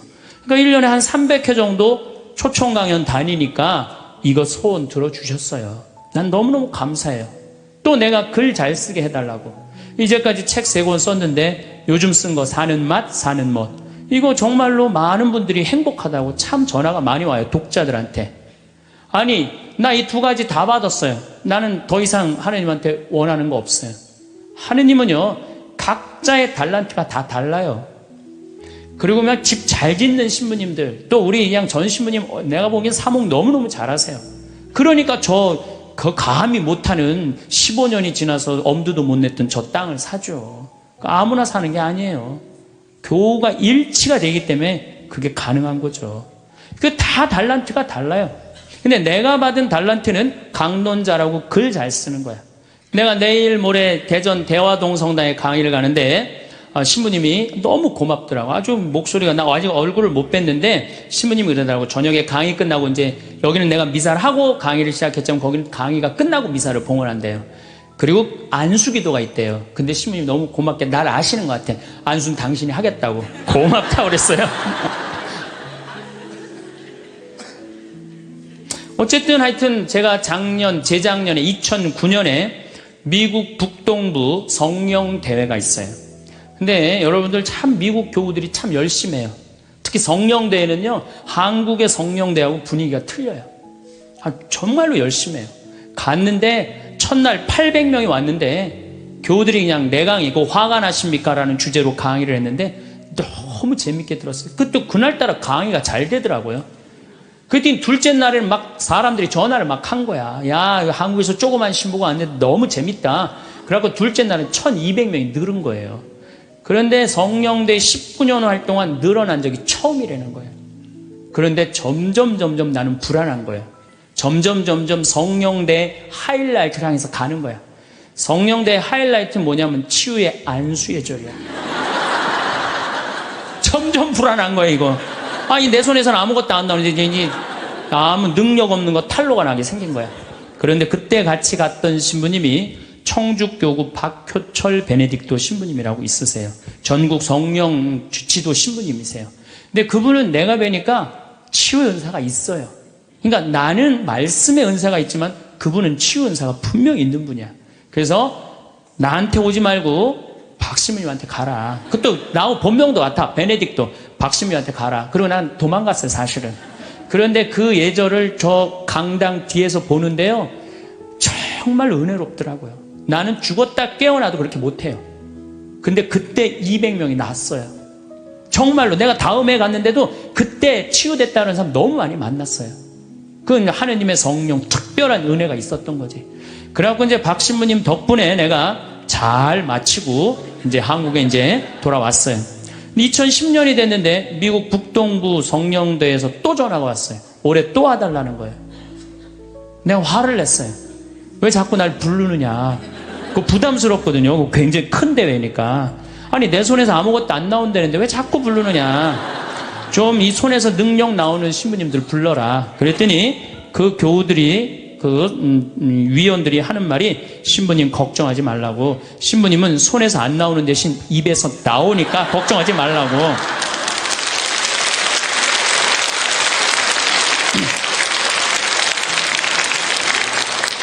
아, 그러느냐? 그렇다면 내가 가겠다. 그리고 이제 작년에 내가 또 북동부 성령대를 갔어요. 갔는데 그때 같이 갔던 신부님은 누구냐면은 우리 수원교구의 한연음 다니엘 신부님이 같이 갔어요. 이분 또 만만치 않게 영적으로 깊은 분이잖아요. 근데 이제 신부님이 먼저 강의를 가는데 갑자기 내 앞에 무릎을 꿇는 거예요. 나한테 안수기도를 해달라는 거예요. 아니, 내가 새카만 후배고 정말 내가 존경하는 선배 신부님이에요. 근데 갑자기 무릎을 꿇더니 나한테 안수기도를 해달라는 거예요. 아니, 내가 교우도 안 해주는 판국에 아니, 하느님하고 성모님한테 정말 완전히 미쳐갖고 오로지 기도만 하는 신부님, 그분 성소하고 성물도가 너덜너덜해요. 같이 들어. 내 성소도 깨끗하고 성물도도 깨끗한데 내 거는. 그래서 내가 신부님한테 그랬어요. 신부님, 저한테 안수기도 받으실 필요 없으시다. 신부님같이 이렇게 영적으로 깊으신 분이 나같이 이렇게 어린 후배 신부한테 뭐하러 받느냐. 그냥 들어가셔라. 근데 신부님이 하시는 말씀이 나는 황 신부한테 기적을 바라는 게 아니다.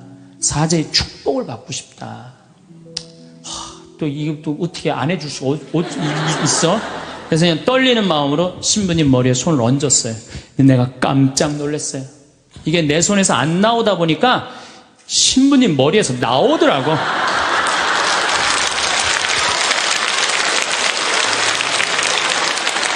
아니 정말로 성령의 기운이 느껴지는 거예요. 정말로. 야, 이러는 수도 있구나. 이게 내가 안 나오면 머리에서 나오는 수도 있구나.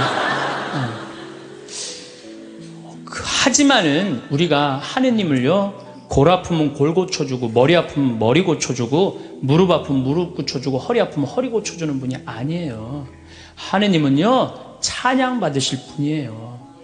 하느님은 영광 받으실 분이에요. 하느님 우리 심부름꾼 아니에요. 그것도 돈이나 많이 주면서 시키면 내가 몰라. 달랑 1,000원 주면서 뭘 그렇게 많이 시켜. 그러니까 자꾸 간구 기도를 하다 보면 어떤 유혹에 빠지느냐 하면은 여기가 아닌가 봐. 천군 보살한테 가는 거예요. 그래서 천주교 교우들이요, 전보로 많이 다니는 거예요. 그래서 일단 찬양기도 감사기도 하는 교우들은요, 하느님 의심하지 않아요. 그리고 얼마나 은혜로워요.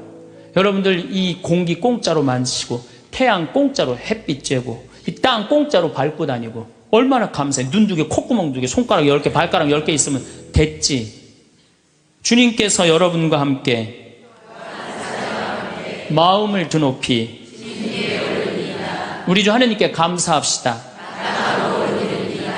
말로는 맨날 마땅하고 옳은 일이래. 말로는 감사 기도를 해야 된다는 거예요. 미사 내용 전체가 뭐냐면 감사 기도예요. 감사 기도. 그래서 여러분들 오늘 이후부터는 끊임없이 기도해야 되는데 어떤 기도를 해? 감사 기도를 해라. 감사 기도. 그리고 진정한 기도는 어떤 게 진정한 기도냐면은, 저도 그런 기도를 많이 드려요. 하느님, 내가 당신의 나라를 위해서, 당신의 하늘나라를 위해서, 당신의 정의를 위해서 내가 무슨 일을 했으면 좋겠습니까? 나를 어떻게 당신이 쓰실 생각을 갖고 있습니까? 이렇게 물어볼 때 하느님의 뜻을 헤아릴 수가 있는 거예요. 그러니까 성당에는 하느님 뜻을 실천하려고 나오는 거지, 하느님이 내 뜻을 실천하라고 성당에 나오는 게 절대 아니다. 근데 우리 많은 교우들은 그걸 착각하고 있는 거예요. 예수님도 마태오복음 그 산상설교의 5장, 6장, 7장에 뭐라고 그러셨어요? 주의 기도를 가르쳐 달라고 그러니까 뭐라고 그랬어요? 너희들 기도할 때 많은 말 하지 말아라. 하늘에 계신 우리 아버지 이름이 거룩히 빛나시며 아버지의 나라가 오시며 아버지의 뜻이 뭐라고 그래요? 하늘에서와 같이 땅에서도 이루어지소서. 그렇게 기도하라고 그랬잖아요. 근데 우리는 그냥 성당에 나와서 계속 내 뜻만 계속 어필하는 거야. 더욱이 여러분들 예수님하고 친해요, 안 친해요? 친하지도 않으면서 그냥 계속 이것이 해줘라. 여러분들 이 생각 해봐요. 정말 친한 친구가 와서 부탁하면은 들어줘요, 안 들어줘요? 힘들어도 들어줘요. 내가 좀 고통스럽더라도 그걸 나눠줘요. 생전 본 적도 없는 친구가 와서 딱 오더니 1,000원 주더니, 야, 내가 정말로 필요한 게 있는데 나 좀 도와줘라. 도와주고 싶어요, 안 도와주고 싶어요? 도와주고 싶지가 않다는 거예요.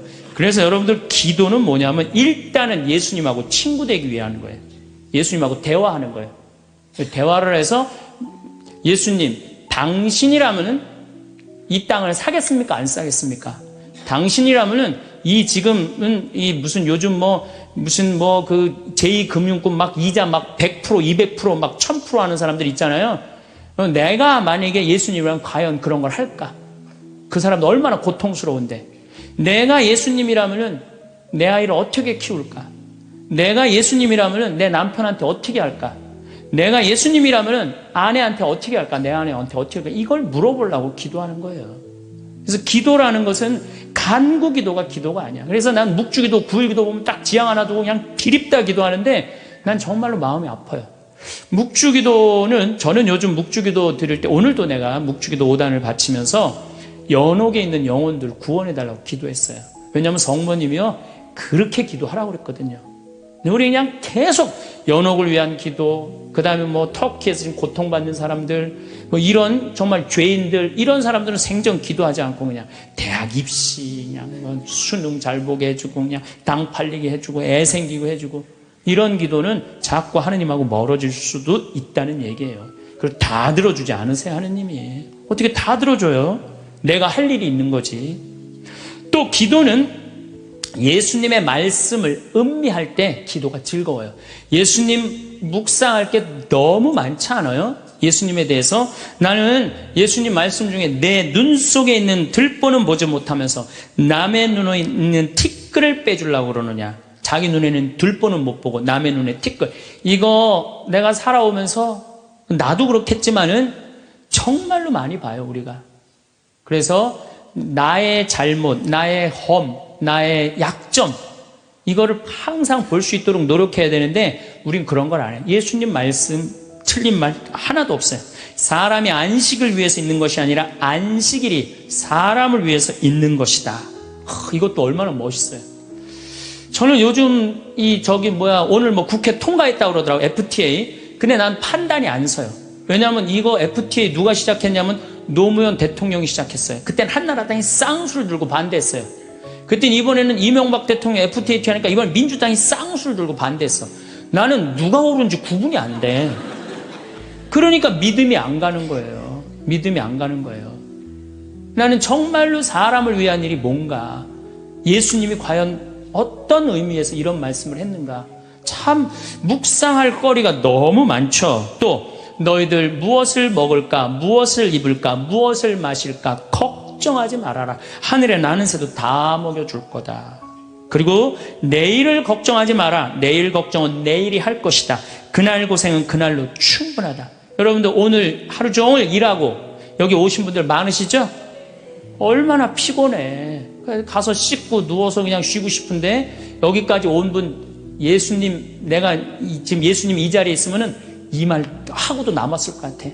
너희도 오늘 고생으로 충분한데 내일 걱정하지 말아라. 내가 다 알아서 해줄게. 예수님 분명히 그랬을 거예요. 이 말씀을 내 마음 안에 살아 움직일 때 여러분들은 진리가 너희를 자유롭게 하리라 처럼 정말로 자유롭게 살 수 있어요. 근데 예수님 말씀이 하나도 없어. 그냥 성서 하나 붙잡고 하루 종일 묵상해 본 적도 없고 일주일 내내 묵상해 본 적도 없어. 그냥 성서를 읽은 적도 없어. 그러면은 여러분들은 기도가 어려운 거예요. 점점 기도하는 방법을 잃어버리는 거예요. 고생하며 무거운 짐을 진 너희는 모두 나에게 오라. 내가 너희에게 안식을 주겠다. 얼마나 내 멍에는 가볍다. 얼마나 좋아요. 예수님 말씀을 가만히 묵상해 보면은요, 다 위로의 말이야. 내가 너를 너무 사랑하니까 걱정하지 마라. 내가 있는데 뭐가 그렇게 걱정이 많으냐. 전부 그런 내용이에요. 함께 하겠다. 내가 너희와 함께 하겠다. 나는 너를 이제 종이라 부르지 않고 뭐라고 부르겠다? 벗이라고 부르겠다. 예수님 행하신 행적을 봐요. 가난한 사람, 팔 하나 없는 사람, 눈 먼 사람, 귀 먼 사람, 나병으로 고생하는 사람, 또 죄 속에 있는 죄녀, 창녀, 가늠한 여인, 이 세상에 오셔서 그런 버림받고 고통받는 이들 속에서 사시다 가셨잖아요. 그분 삶을 가만히 이렇게 드라마를 보듯이 쫙 보면은 이거 끊임없이 기도할 수 있어요. 해도 끝이 없어. 예수님의 삶을 묵상한다는 게. 그러면은 그 안에서 예수님과 하나 되면은요, 그 다음 단계, 더 높은 단계의 기도를 할 수 있어요. 근데 맨날 이거 달라, 저거 달라, 요거 해달라, 저거 해달라 그러면요, 그 사람은 깊이 신앙생활을 할 수가 없어요. 그럴 것 같아요? 안 그럴 것 같아요? 그렇죠? 그러니까 오늘 이후부터는 간구기도 하지 마세요. 이미 너희들 필요한 거 하느님 아버지가 이미 알고 있다. 그러시지 않으셨어요? 예수님 그러셨거든요. 예수님 말씀은 되씹으면 되씹을수록 깊은 맛이 나요. 그래서 기도라는 건 뭐냐면 영적인 하느님을 느끼는 거예요. 영적인 하느님을 느끼는 거. 자, 우리가 기도가 구송 기도가 있다고 그러죠? 그 다음에 무슨 기도가 있어? 묵상 기도가 있죠? 그 다음에 무슨 기도가 있냐면 관상 기도가 있어. 관상 기도. 그 다음에 이제 어려운 단계로 넘어가면 일치의 기도가 있어요. 그게 무슨 기도냐면은 성당에 앉아서 하느님을 느끼는 거예요. 온 우주에 시편 19편 그 말도 소리도 비록 이야기 없어도 온 세상으로 퍼져나간다는 하느님을 느끼는 거야. 그러면은 성당에 1시간 앉아 있어도 1분 지나가는 것처럼 후딱 지나가요. 어떨 때는 3시간도 후딱 지나가요. 하느님을 느끼는 거냐. 이 말씀이 이제 넘어서서는 온 우주에 꽉 차 있는 하느님을 느끼는, 살아있는 현존하시는 하느님을 느끼는 거예요. 그런 하느님을 느끼다 보면은 이제 성인들이 이제 그 다음에는 어느 단계로 가요? 탈원 상태 가는 거. 온전히 하느님을 느끼는, 희열을 느끼는 거죠. 세상 아무것도 필요 없어. 돈도 명예도 권세도 아무것도 필요 없어. 근데 하느님만 내 안에 살아있다면 모든 게 행복한 거야. 그래서 끊임없이 기도하면은 악마의 유혹에 넘어가지 않는다는 거예요. 그래서 여러분들은 이제 제가 제일 걱정인 게 50살 되신 분들 60년 남았어요. 아니 어제 발표 나왔잖아요. 2040년에 평균 연령이 몇 세라고? 90살이에요. 그럼 여러분들 지금 50살 되신 분들 2040년이면 몇 살이냐 하면은 80살이에요. 80살이면 그때 가면은 또 늘어날 것 같아요? 안 늘어날 것 같아요? 또 늘어나요. 그래서 110살이에요. 그러면은 남은 60년 동안 내가 영적인 인간으로 살 거냐, 육적인 인간으로 살 거냐, 늙어서 어떻게 할 거야? 힘도 없는데 기도라도 열심히 해야지. 그래서 제일 좋은 기도는 뭐냐면은 제가 여러분들한테 청하는 건 뭐냐면은 기도 공동체 단위라는 거예요. 제가 프랑스 떼제 공동체에 가서 일주일 동안 기도를 했는데요. 3,000명씩 와요. 일주일에. 월요일부터 주일날 전심 때까지 모여서 아침 기도, 낮 기도, 저녁 기도, 그 다음에 미사. 똑같아 일주일 내내. 그런데 성당에 다니든 안 다니든 3,000명. 많이 올 땐 여름엔 3만 명이 와요. 근데 우리나라는 아직 그런 데가 없어. 일주일 내내 모여서 기도하는 데가 없어. 그래서 내가 이제 평창을 이제 내년부터 이제 시작을 할 거예요. 그래서 토요일 날 저녁에는 또 우리 부관장 신부님이 너무 노래를 예쁘게 잘해. 그래서 이제 떼제 기도를 시작을 했어요. 그래서 이제 기도하는 그런 공동체를 만들어서 여러분들도 삶에 지쳤을 때 와서 일주일 동안 60살쯤 돼갖고 일주일 정도 와서 기도하고 가면 얼마나 좋겠어요. 그렇죠? 그러니까 그런 공동체를 많이 믿는 사람들이라면 찾아다니라는 거예요. 영적인 세상을 위해서 시간을 투자하고 마음을 투자하라는 거죠. 그래서 신부님 끊임없이 기도하는데 제일 좋은 게 뭡니까? 미사 참여예요. 첫 번째 좋은 건 미사 참여예요. 미사 참여 1년 내내 평일 미사 다니시는 분들은요, 말할 수 없는 마음 안에 기쁨이 있어요.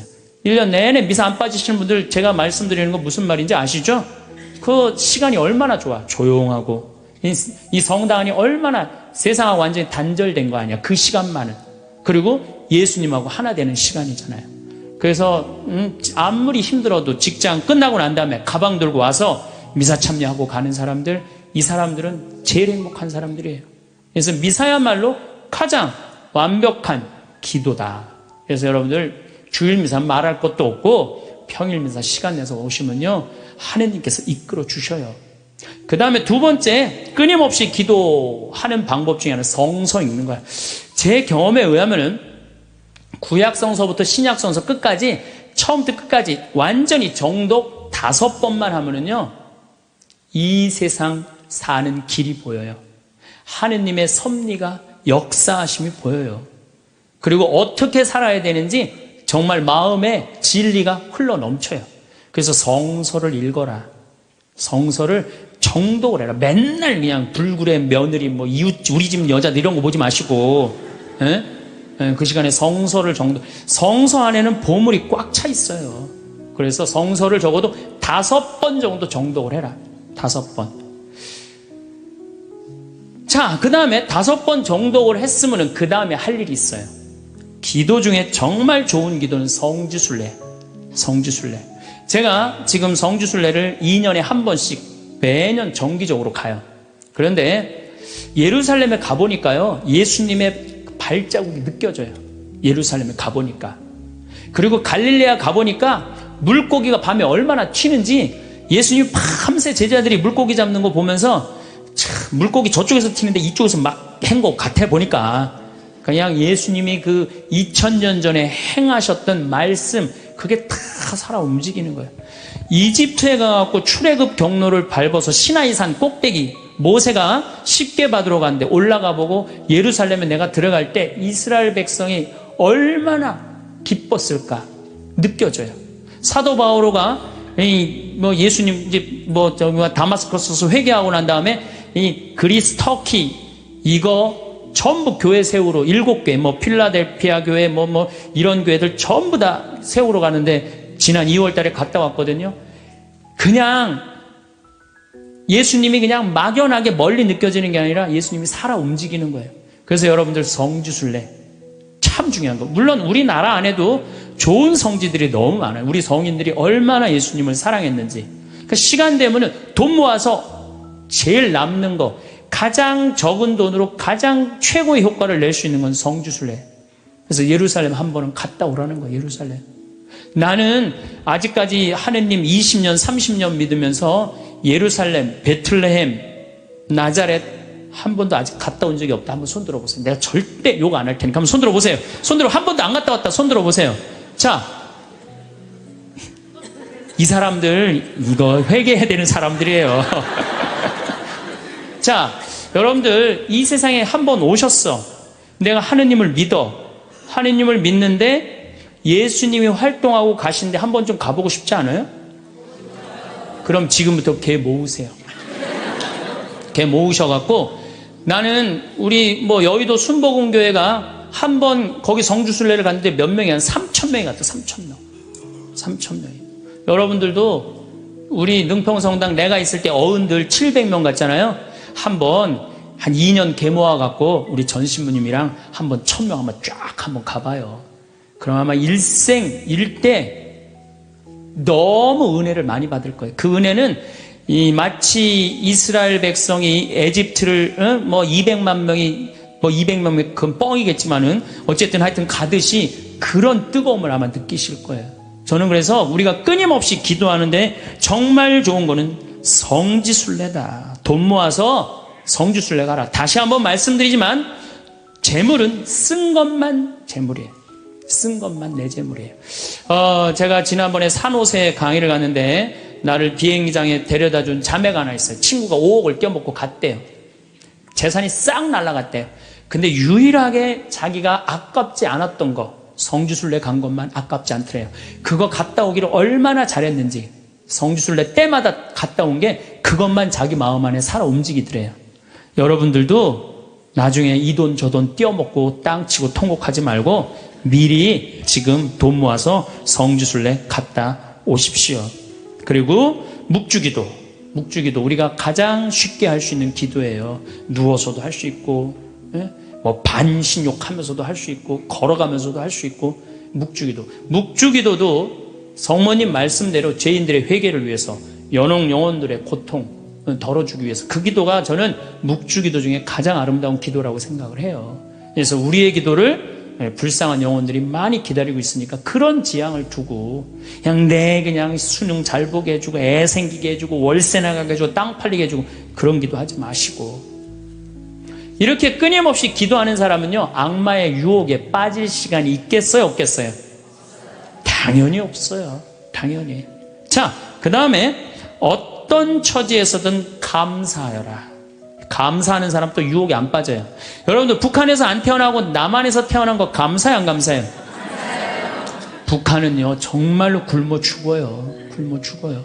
평양 근교만 빼놓고 나머지는 다 굶어 죽는다고 보시면 돼요. 이제 겨울이 시작되면은요 이 사람들 땔감이 없어요. 석유 석탄이 없기 때문에. 자꾸 산에 나무 잘라다가 또 해요. 그리고 어떤 집은 작년에는요 그 땔감조차도 없어서 밥도 못 해갖고 그대로 얼어 죽은 사람들도 많다는 거예요. 근데 우리는 얼마나 잘 먹고 잘 살아요. 일본에 가고 내가 회 정식 시켰는데 회가 딱 2점 나왔어요. 이게 맛백인가 보다 그러고 홀딱 먹었어요. 아무리 기다려도 회가 안 나와요. 왜 안 나오냐니까 그게 다라는 거예요. 우리나라는 횟집에 가면 뭐부터 나와? 씻기다시 나오죠? 개불, 멍게, 해삼, 전복, 낙지, 꽁치 소금에 구운 거, 미역국, 조개탕 별게 다 나와요. 그리고 그냥 또 회가 나오면 그냥 한 50점 나와요. 배는 꽉 찼는데 50점이 또 나와. 어떻게? 먹는 방법이 있어요. 상추에다가 회를 올려요. 그 다음에 마늘하고 고추하고 된장을 찍어갖고 상추를 동그랗게 말아요. 그 다음에 목구멍으로 밀어 넣는 거예요. 보면 계속 목구멍까지 찼어. 그래도 분이 안 풀려. 어떻게? 어떻게 하느냐면은 매운탕 또 시켜 밥 한 그릇 해갖고. 그런데도 왜 자살률이 세계 1위냔 말이에요. 왜 15,400명이 죽냔 말이에요. 1년에. 하루에 42명씩 자살을 하냔 말이에요. 왜? 1시간에 2명씩 지금 뛰어내려서 죽고 있어요. 우리나라에. 욕심이 너무 많아서 그래요. 이 정도면 잘 살지 않아요? 이 정도면 잘 살지 않아요? 여러분들, 우리 여기 할머니들 1959년에 우리나라가 UN 120개 국가 중에 GNP가 몇 위였느냐면 119위였어요. 1959년에. 꼴등이야, 꼴등. 그때는 정말로 똥구멍이 찢어지게 가난하게 살았어요. 똥구멍이. 다시 한번 똥구멍 찢어지는 거 얘기해 드릴게요. 9월에 추수하면 2월에 먹을 게 떨어져요. 보리는 5월에 피는데. 그러면 그냥 무슨 칡해서 먹고 쑥해서 먹고, 그것도 안 되면 4월 달에 소나무 속껍질 벗겨요. 햇빛에 말려갖고 갈아갖고 쌀은 요만큼, 소나무 껍질은 이만큼. 그러니까 밥을 져서 먹으면 등짝에 붙었던 배가 쑥 나와요. 얼마나 좋아. 근데 문제는 이 섬유질은 소화가 안 돼요. 수분만 빠지고 다시 딱딱하게 대장에 가서 돌덩어리가 되는 거야. 똥을 넣으면 부드러운 똥이 나오는 게 아니야. 이 돌덩어리가 나오는 거야. 그러니까 이 돌덩어리를 빼내니 집집마다 뒷간에서 똥구멍 찢어지는 소리가 그냥 이 집 저 집에서 막 나는 거예요. 그게 1959년에 있었던 일이에요. 1959년. 그런데 불과 60년 만에 이렇게 잘 살 수가 없어요. 이렇게 잘 살 수가 없어요. 여러분들, 저는 요즘 그리스 보면서요, 정말로 내가 대한민국 사람이라는 게 얼마나 자랑스러운지 몰라요. 그리스라는 나라는 지금 BC 526조에 BC 526조. 그런데 이거 그리스라는 나라 우리나라보다 훨씬 못 살아요. 우리나라보다 30이야. 경제 규모가 3분의 1밖에 안 되는 나라예요. 그리스라는 나라가. 그런데 이 나라가 전부 빚 갖고 사는 거, 빚 갖고. 애 셋 낳으면 일 안 해도 돼. 애 셋 낳으면 다 우유값까지 다 나와요. 양육비 다 나와. 대학 들어가갖고 뭐 3년, 4년, 뭐 1학년 다니다가 2학년 다니기 싫어하고 10년 후에 들어가면 그때도 공짜야. 끝날 때까지 공짜야. 뭐 갖고? 빚 갖고. 그래갖고 좀 이제 이 빚이 이렇게 나라 빚이 많으니 허리띠 좀 졸라 매자 그랬더니 내 연금은 못 깎는다. 맨날 데모하는 거예요. 그 다음에 막 정부 기관에 그냥 저기 막 전기 끊고. 그게 저러고 있는 거예요. 지금 아직도. 아니, 정치를 보면은, 사회를 보면 한국이 현찮다고 그래. 내가 보기에는 한국이 대단한데. 얼마 대단해. 그리스하고 우리나라하고 정반대 아니에요. 그래서 이 IMF를 넘어서서 지금 이렇게 우리가 전 세계가 지금 금융위기를 겪고 있잖아요. 지금 그리스, 이탈리아, 스페인, 프랑스 다 무너지고 있잖아요. 근데 우리나라는 아직도 경쟁력이 있다는 거예요. 이렇게 대단한 사람들이 모여 살아갖고 우리나라 이름이 대한민국이에요.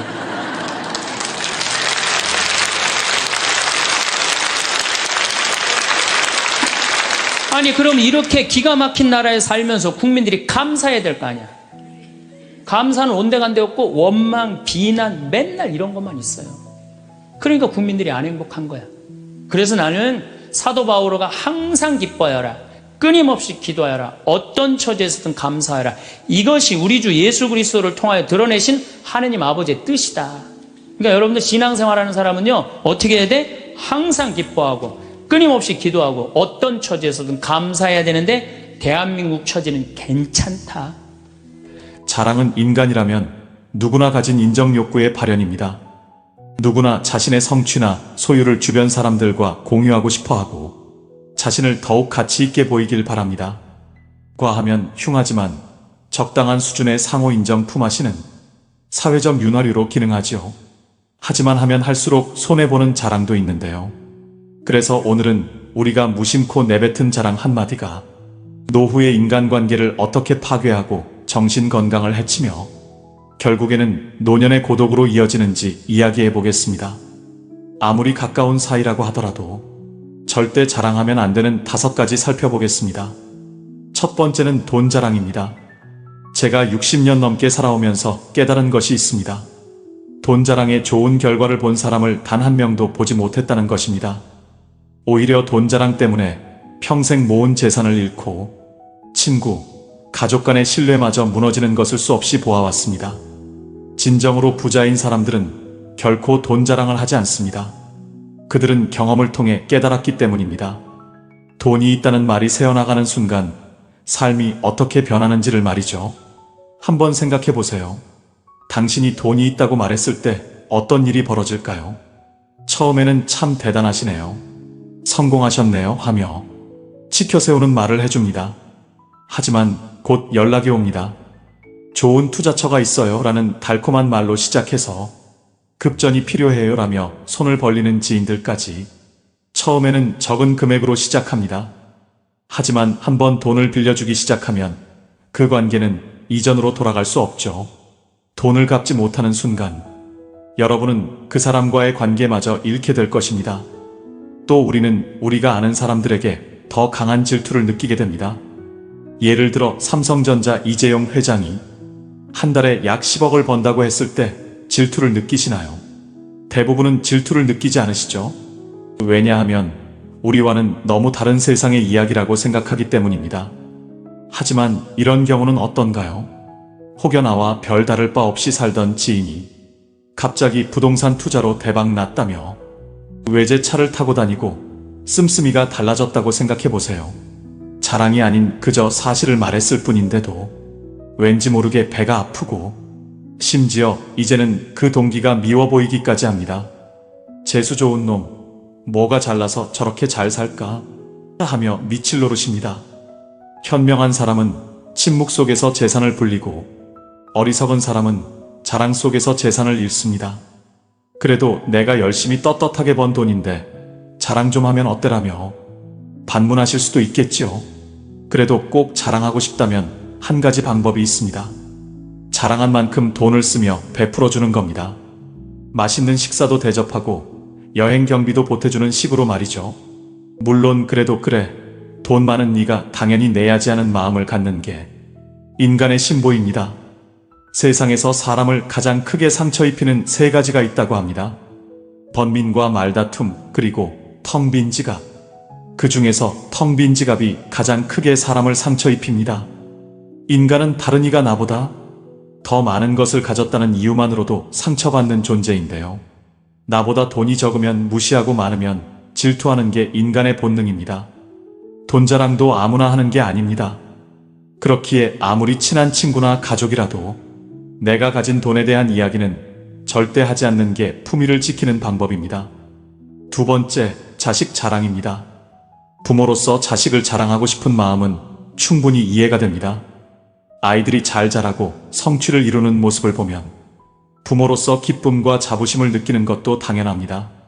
하지만 자식 자랑할 것이 많은 사람도 있겠지만 대부분은 다들 자식 때문에 한두 가지 걱정거리가 있기 마련입니다. 아무리 못난 부모라도 자식은 수십 년간 공들여서 눈물과 정성으로 키워낸 귀한 존재입니다. 그러니 아무리 내 자식이 잘나고 성공했더라도 그 마음에 소금을 뿌리는 일을 해서는 안 됩니다. 내겐 기쁜 일이 누군가에겐 비교와 열등감을 불러오는 무기가 될 수 있습니다. 특히 자녀에 대한 자랑은 부모의 자부심을 넘어 듣는 사람의 상황과 감정을 무시하는 결과를 낳기도 합니다. 공감이 없는 자랑은 결국 관계를 무너뜨리는 독이 될 뿐입니다.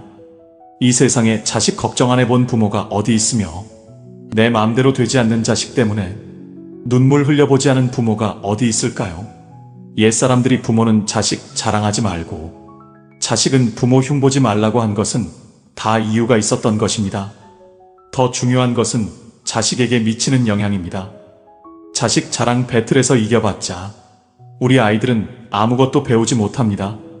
남 앞에서만 실컷 자랑할 뿐 정작 가족 안에서 충분한 칭찬과 인정을 받지 못하는 아이의 자존감은 한없이 추락할 수밖에 없죠. 심지어 다른 사람을 존중하는 태도, 친구의 기쁨을 함께 기뻐해 줄 수 있는 자세 등 세상을 살아가면서 익혀야 하는 덕목들을 하나도 배우지 못하게 됩니다. 오히려 남을 뭉개고 자신을 과시하는 방법만 알게 될 뿐입니다. 세 번째, 건강 자랑입니다. 모임에서 시작된 일이었어요. 한 분이 나는 하루만 보는 기본이야 하면 다른 분이 딴 이틀에 한 번씩 등산가 하면서 경쟁이 시작됐죠. 그러다 결국 83세 박경호님은 눈시울을 붉히며 말씀하셨습니다. 우리 친구가 그러다 쓰러졌어요. 무리하게 운동하다가 자존심 때문에 힘들다는 말도 못하고 지금은 병원 신세를 지고 있어요. 노년기 건강 자랑이 위험한 이유는 이관계 단절을 넘어 실제 건강을 해칠 수 있기 때문입니다. 대한 노인이 학회 조사에 따르면 65세 이상 노인의 운동 관련 사고 중 42% 자존심 때문에 무리한 운동을 하다 발생했다고 합니다. 또한 국민건강보험공단의 최근 통계에 따르면 노년층 우울증 환자의 35%가 건강 비교로 인한 상실감을 경험한다고 하는데요. 그렇다면 이런 자랑의 유혹을 어떻게 이겨내야 할까요? 해답은 바로 겸손에 있습니다. 여기서 중요한 것은 겸손이 결코 자신의 가치를 낮추는 것이 아니라는 점입니다. 진정한 겸손이란 자신의 행복은 조용히 간직하면서 타인을 배려하고 존중하는 마음가짐입니다. 네 번째, 과거의 영광 자랑입니다. 나이가 들면서 가장 피해야 할 자랑은 과거의 영광입니다. 과거 잘 나갔던 이야기에 대해 끊임없이 회상하는 것은 다른 사람들을 불편하게 만들 수 있으며 겸손함이 부족한 것으로 인식될 수도 있습니다. 은퇴한 심리 상담사 72세 안희수님은 이렇게 말합니다. 젊은 시절의 성공 이야기는 마치 마약과 같아요. 잠깐의 즐거움을 주지만 결국 현재의 자신을 초라하게 만듭니다. 제가 상담했던 분 중에는 과거 국가대표 출신이었는데 매일 그 시절 이야기만 하셨어요. 그러다 우울증이 왔죠. 현재의 삶에서는 만족을 찾지 못하시는 거예요. 과거의 영광이 오히려 현재 행복을 가로막은 거죠. 나이 들면서 만나는 많은 모임이 싫어지는 이유 중 대표적인 것이 만나면 했던 말을 반복한다는 것입니다. 그것이 바로 과거 이야기입니다. 과거를 추억하며 이야기를 반복하니 다른 사람들도 지겹고 미래를 말하지 않고 웅크리는 모습에 다른 사람까지 우울한 기분이 전파되어 싫어지게 되는 것입니다. 나이가 들어감에 따라 과거의 영광이나 업적을 자랑하는 것은 미숙함과 불안의 표시로 보일 수 있음을 기억해야 합니다. 반면 과거의 영광을 이야기하는 것이 성숙한 태도로 인식되기 위해서는 자신의 경험과 성취를 타인에게 공유하면서도 현재의 삶을 존중하는 태도가 중요합니다. 더불어 자신의 과거의 경험을 토대로 새로운 가능성과 목표를 제시하면서 타인과 함께 공감하고 나누는 태도가 성숙한 태도로 인식될 수 있습니다. 과거의 경험을 다른 사람들을 돕기 위해 어떻게 사용할 수 있는지에 초점을 맞추는 것도 좋습니다. 사생활을 악착같이 감춰라. 사람과 사람 사이에는 서로 상처를 주지 않는 적절한 거리가 필요합니다. 인간관계의 적당한 거리는 일종의 미덕이며 보호장치입니다. 적당한 거리를 유지하면 서로의 마음에 공간이 생기고 이 공간에 이해와 포용을 담을 수 있습니다. 오늘은 여러분들에게 이야기할 주제는 이 시대를 살아가는 사람들이 꼭 알아야 하는 인생 철학으로 살아가면서 반드시 비밀로 해야 할 8가지에 대해 배워보겠습니다. 영상을 끝까지 시청하셔서 인생 지혜를 마음에 새기시길 바랍니다. 첫 번째, 나의 사생활을 필요 이상 말하지 마라. 사람을 만나면 벙어리가 되어라. 슬픔을 나누면 약점이 되고 기쁨을 나누면 시기가 된다. 사람의 이기적 본성은 타인의 고통에 둔감하게 만든다. 따라서 나의 사생활을 진심으로 걱정하고 위로해주는 사람은 거의 없다. 아니면 내 이야기가 주변에 퍼져서 심심풀이 주제로 소비되거나 언젠가 비수가 되어 나에게 돌아올 뿐이다. 내가 한번 내뱉은 말은 더 이상 비밀이 될 수 없다. 내가 뱉은 말은 점점 살이 붙기 마련이다. 또한 자신에 대해 과도하게 털어놓으면 사람들과 더 가까워지기보다 오히려 멀어지는 것을 경험하게 된다. 인간관계는 시간이 갈수록 계속해서 변화한다. 지금은 아주 가깝지만 몇 년 뒤는 어떻게 될지 모르는 게 사람 사이다. 시절 인연이란 말도 있듯이 어떤 관계도 영원할 수 없다. 특히 우정은 한순간 깨지기 때문에 다른 사람에게 내 치부를 드러내기 전에 신중하게 생각해라. 반드시 후회한다. 만약 나의 깊은 사생활을 잘 아는 사람과 관계가 안 좋아지면 쓸데없이 신경 써야 하는 일이 많이 생길 것이다. 특히 나의 안 좋은 습관들이나 불행한 가정사는 더욱 타인의 판단과 비판에 노출되지 않게 조심해야 한다. 삶의 특정 부분을 비밀로 유지해야 내가 더 품위 있고 남들에게 존중받아야 할 사람이라는 인식을 심어줄 수 있다. 드러내지 말아야 할 내 사생활에 대한 이야기를 실컷 하고 집에 돌아와. 말하지 않았더라면 좋을 거라고 후회하는 것은 어리석은 행동이다. 두 번째, 나의 약점을 말하지 마라. 씁쓸하고 잔인하게도 인간은 타인의 약점을 통해 위안을 얻고 자신도 모르는 새에 은근히 즐긴다. 친할 때는 간이고 쓸개고 모두 다 줄 것처럼 하다가도 조금만 서운하면 쉽게 돌아서는 것이 갈대보다 잘 흔들리는 인간의 마음이다. 내 약점을 다른 이들에게 말한다고 해서 도움과 위로를 받을 것이라고 생각하지 마라. 해결을 위한 노력을 하는 것과 동시에 그것들을 당신 혼자만 알고 있어라. 약점을 고치지도 못하면서 늘 인식하고 있다면 스스로를 위축시킬 뿐이다. 자신의 약점을 빨리 고치거나 잊어버려라. 약점은 누군가의 도움을 받아서가 아닌 스스로 극복해야 하는 것이며 동시에 스스로 극복할 수 있음을 명심해라. 옛말의 사람은 모두 입안에 도끼를 가지고 태어난다. 어리석은 사람은 말을 함부로 하여 그 도끼로 자신을 찢고 만다라고 했다. 말은 한 사람의 입에서 나와서 1000사람의 귀로 들어간다. 질병은 입을 쫓아 들어가고 화근은 입을 쫓아 나온다. 어쩔 수 없이 약점을 얘기해야 할 때도 결코 전부를 드러낼 필요는 없다. 우정이 깊지 않은 사람과 깊은 대화를 나누지 말라. 말은 한 번 입으로 내뱉어버리면 두 번 다시 주워 담을 수 없기 때문에 항상 조심해야 한다. 내가 이 말을 해도 적절한가? 내가 후회하지 않을 것인가 하고 한 번 더 생각하라. 수다쟁이처럼 말을 많이 한다고 인기가 좋아지는 것도 아니고 인정을 더 받을 수 있는 것도 아니다. 괜한 말 한마디에 실수로 그동안 쌓아온 명성과 이미지를 쓸어내버릴지도 모른다. 들려주어도 괜찮은 말이 있고 감추는 것이 더 나은 이야기도 있다. 상대에게 말을 해야 할지 말아야 할지 판단이 서지 않을 때는 먼저 상대를 주의 깊게 살펴보면서 그 사람의 인격에 대한 확신이 설 때까지 기다려라. 그러면 말해도 좋을지 비밀로 해야 할지가 분명해지기 마련이다. 세 번째, 다른 사람의 단점을 말하지 마라. 다른 사람의 단점과 허물을 쉽게 말하지 않는다. 누군가를 욕하는 것은 나 자신을 부정적으로 보이게 하고 자신의 명상을 손상시킨다. 다른 사람들과 누군가에 대한 뒷담화를 같이 하게 되면 그 순간에는 그들과 유대감을 형성하고 있다고 느낄지라도 결정적인 순간에는 결국 서로를 의심하고 불신하게 된다. 이로 인해 사회적인 신뢰가 필요한 좋은 기회들이 내게 왔을 때 놓치게 될 것이다. 다른 사람에 대한 단점이나 허물을 보았을 때는 못 본 채 하고 입 밖에 내지 말아라. 자신의 입에서 나간 말은 본인에게 그대로 돌아온다.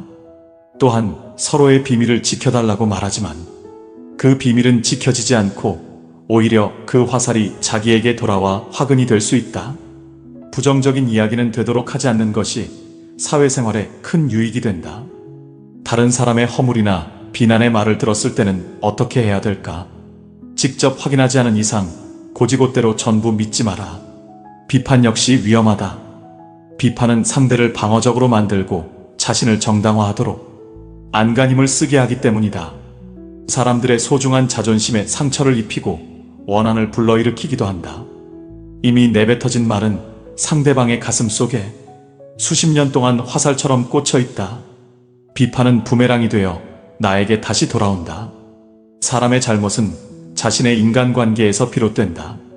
남의 잘못을 돌이켜 자신을 반성하라. 부정적인 이야기는 되도록 하지 않는 것이 사회생활에 유익하다. 상대의 의견에 반대하거나 잘못했음을 가르쳐 주어야 할 때도 직설적으로 말하기보다는 우연히 떠오른 것처럼 재치 있게 말해 주어라. 불필요한 조언이나 비난은 관계를 손상시키고 신뢰나 존중의 부족으로 이어지기 때문에 진정한 지지와 격려로 긍정적인 관계를 만들어라.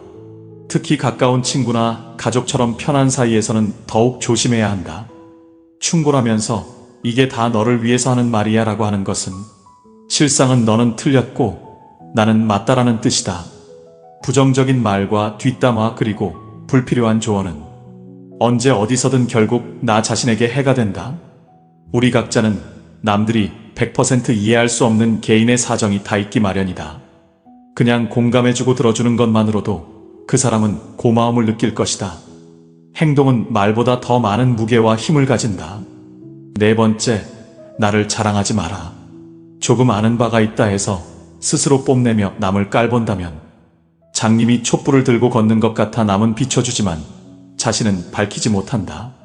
무심코 내뱉은 자랑이 뜻밖의 오해를 부르거나 상대방 질투의 이유가 되는 경우가 많다. 이 상황을 만든 것은 자랑을 내뱉은 바로 나 자신이다. 그러므로 입을 열 때는 생각 또 생각하라. 특히 자식 자랑하지 마라.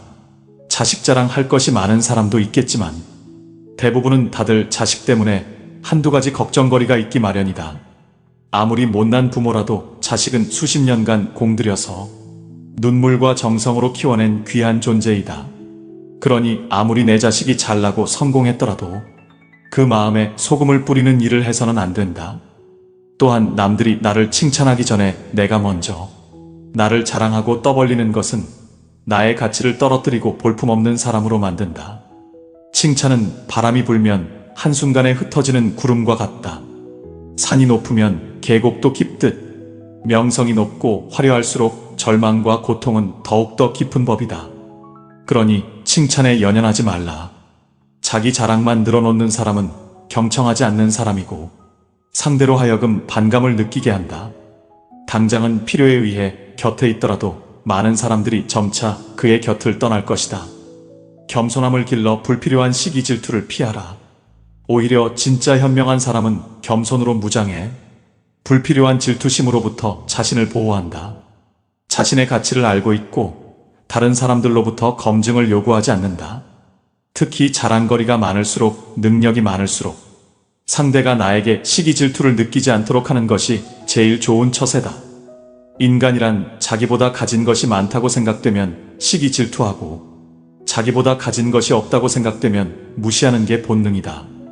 아무리 선행이라도 계속 말하면 오만해 보인다. 선행의 진실함이 가려지고 나를 과시하기 위한 수단으로 비춰질 것이다. 굳이 드러내지 않아도 나의 배품을 기억하는 소수의 사람들이 나에게 중요한 도움을 줄 때가 올 것이다.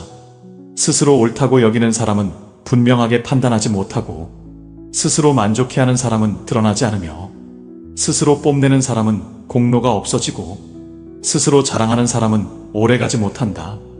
5번째, 내가 가진 돈에 대해 이야기하지 마라. 세상에서 사람을 가장 크게 상처 입히는 3가지는 번민과 말다툼 그리고 텅 빈 지갑이다. 그 중에서 텅 빈 지갑이 가장 크게 사람을 상처 입힌다. 그러니 가족이나 아무리 친한 친구에게도 내가 돈을 얼마나 많이 가졌는지에 대해 말하지 마라. 인간은 다른 이가 나보다 더 많은 것을 가졌다는 이유만으로도 상처받는 존재다. 앞에서 다들 박수 쳐주면서 함께 기뻐하는 것 같아도 속마음은 그렇지 못하다. 나보다 돈이 적으면 무시하고 많으면 질투하는 게 인간의 본능이다. 돈 자랑도 아무나 하는 게 아니다. 드러난 돈이야 내가 자랑하지 않아도 남들이 다 안다. 또한 처음 만나는 사람 앞에서 돈 자랑으로 과시하는 것이 절대 다른 사람은 기선제압하는 좋은 방법이 아니다. 오히려 그런 사람은 만나면 돈 냄새가 진동을 해서 자신을 진정으로 도와줄 사람은 코를 막고 떠나가고 돈만 빼먹으려는 사람들만 호시탐탐 입맛을 다시며 우글거리게 된다. 혹여 특히 나와 별다를 바 없이 살던 지인이 갑자기 부자가 된 경우라면 그 시기 질투의 강도가 세진다. 그러면서도 당연한 듯 무언가를 요구하거나 기대하며 내가 더 받는 것이 당연한 듯 행동하기 쉽다. 결국 관계는 끝을 맺는다. 그렇기에 아무리 친한 친구나 가족이라도 내가 가진 돈에 대한 이야기는 절대 하지 마라. 6번째, 내 목표에 대해 말하지 마라.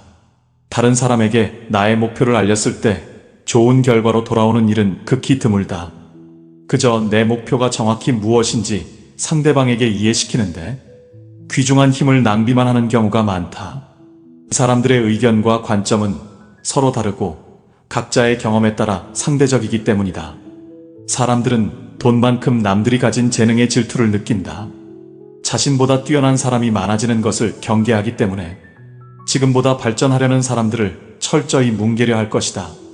아직 시작도 안 한 목표를 남들에게 말하는 것은 내 목표로부터 멀어지는 일이다. 결국 목표를 만들고 성취하는 것은 자신에게 달려 있어 목표를 향해 어느 정도 진전을 이룰 때까지 혼자 알고 있어라. 내 목표나 꿈은 나 자신에게는 중요하지만 다른 사람들에게는 그리 중요하지 않은 문제이다. 또한 목표를 이루는 과정에서 실패할 가능성도 있기 때문에 목표를 이루기도 전에 말하는 것은 내 약점을 미리 떠벌리는 것과 같고 성숙한 관계에서도 상대에게 부담감을 줄 수 있다.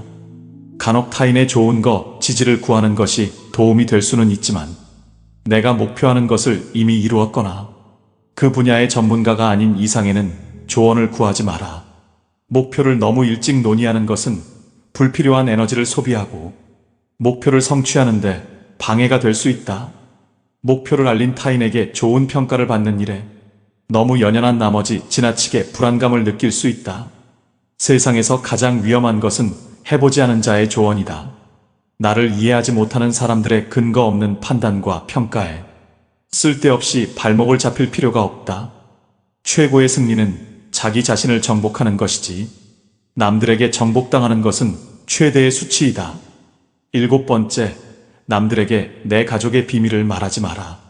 나에게도 사연과 비밀이 많은 것처럼 부모 형제네. 그리고 아들, 딸에게도 꼭 지키고 싶은 비밀이 있다.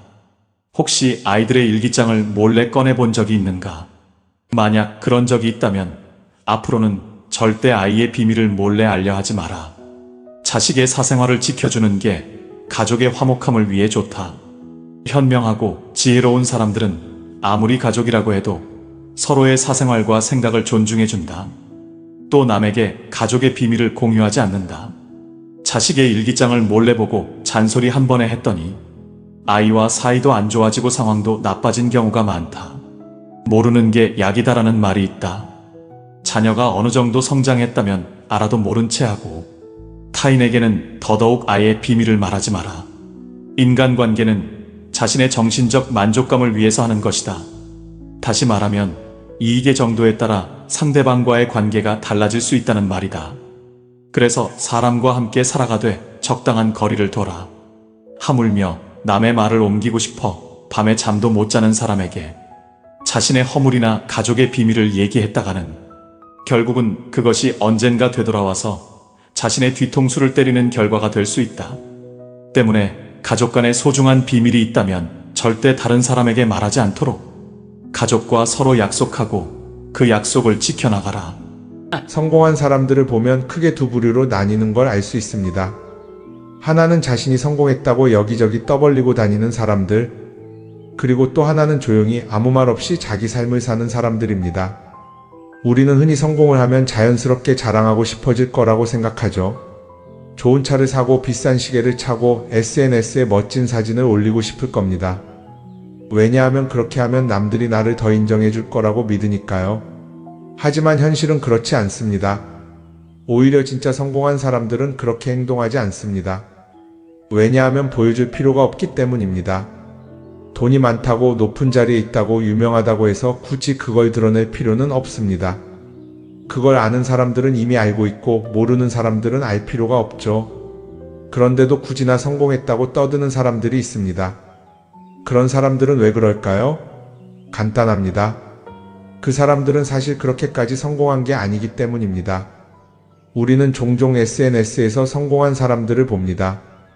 해외여행을 가고 고급 레스토랑에서 밥을 먹고 멋진 차를 타고 다니는 모습? 그런데 가만히 보면 그런 걸 보여주는 사람들은 언제나 뭔가를 팔고 있습니다. 강의를 팔든 자기 브랜드를 홍보하든 아니면 단순히 자기 자존감을 유지하려고 하든 간에 결국 목적이 있는 거죠. 진짜 부자들은 그렇게 하지 않습니다. 오히려 조용히 아무도 모르게 자기 일을 합니다. 왜냐하면 자랑해서 얻을 게 없기 때문입니다. 오히려 괜히 잘난 척했다가 사람들에게 이용당하거나 시기와 질투를 받거나 쓸데없는 오해를 사는 게 더 피곤합니다. 이건 단순한 돈 이야기가 아닙니다. 사회적인 성공을 이룬 사람들도 마찬가지입니다. 진짜 실력 있는 사람들은 자기 실력을 굳이 떠벌리지 않습니다. 왜냐하면 그럴 필요가 없으니까요. 자기 분야에서 최고라면 사람들이 먼저 알아서 찾아옵니다. 반대로 실력이 부족한 사람일수록 자기를 포장하려고 애씁니다. 우리가 흔히 듣는 말이 있죠. 빈수레가 요란하다. 이 말이 괜히 있는 게 아닙니다. 정말 내실이 있는 사람들은 굳이 시끄럽게 굴지 않습니다. 반대로 겉만 번지르르한 사람들은 자기가 얼마나 대단한지 떠들고 다닙니다. 이걸 좀 더 현실적인 예로 들어볼까요? 동창회에 나가면 꼭 이런 사람이 있습니다. 옛날에는 별거 아니었는데 갑자기 잘 됐다고 나타나서 자기가 얼마나 성공했는지 자랑하는 사람. 처음에는 다들 와, 대단하다 하고 들어주지만 시간이 지나면 어떨까요? 대부분 속으로 이렇게 생각할 겁니다. 저 사람 뭐 저렇게까지 티를 내? 결국 그런 사람은 점점 멀어지게 됩니다. 반면에 정말 성공한 사람들은 조용합니다. 굳이 자기가 어떻게 살고 있는지 설명하지 않죠.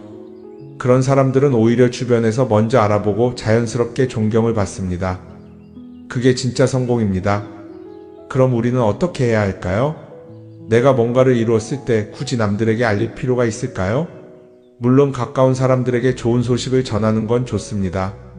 하지만 굳이 모든 사람들에게 나 이렇게 잘 살고 있어요 하고 알릴 필요는 없습니다. 그런 행동은 결국 나에게 득이 되지 않습니다. 성공이라는 건 원래 조용한 겁니다. 내가 잘 되고 있으면 주변 사람들이 자연스럽게 알게 됩니다. 굳이 내가 말하지 않아도 내 행동과 태도에서 묻어나오게 되어 있습니다. 그러니 굳이 보여주려고 애쓰지 마세요. 오히려 그게 더 진짜 성공한 사람의 태도입니다. 사람은 사회적 동물이라고 하잖아요. 혼자 살아갈 수 없고 결국 사람과의 관계 속에서 기쁨도 얻고 때로는 상처도 받습니다. 그런데 한 가지 생각해 볼 게 있어요. 우리가 정말 인간관계가 필요해서 맺고 있는 걸까요? 아니면 그냥 그래야 한다고 배워서 어쩔 수 없이 유지하고 있는 걸까요? 어릴 땐 친구 많으면 좋다고 하죠. 사회생활에서도 인맥이 중요하다는 말을 많이 합니다.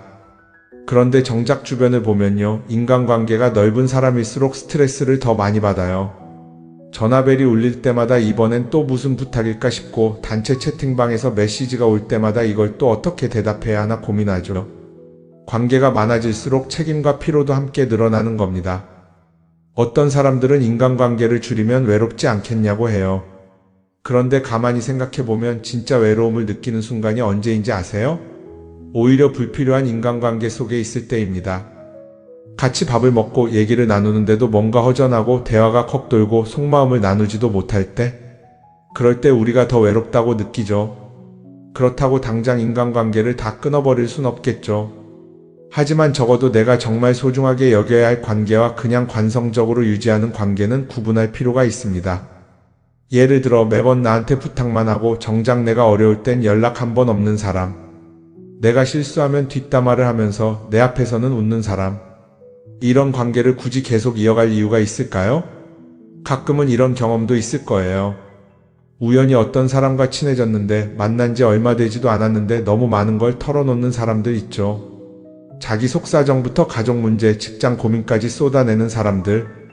이런 경우 두 가지의 가능성이 큽니다. 하나는 그냥 감정적으로 의존할 사람이 필요해서일 수도 있고 또 하나는 내가 믿을 만한 사람인지 떠보는 걸 수도 있어요. 어떤 경우든 이런 관계는 오래가기 어렵습니다. 사실 친밀함이라는 건 시간이 필요한 법이에요.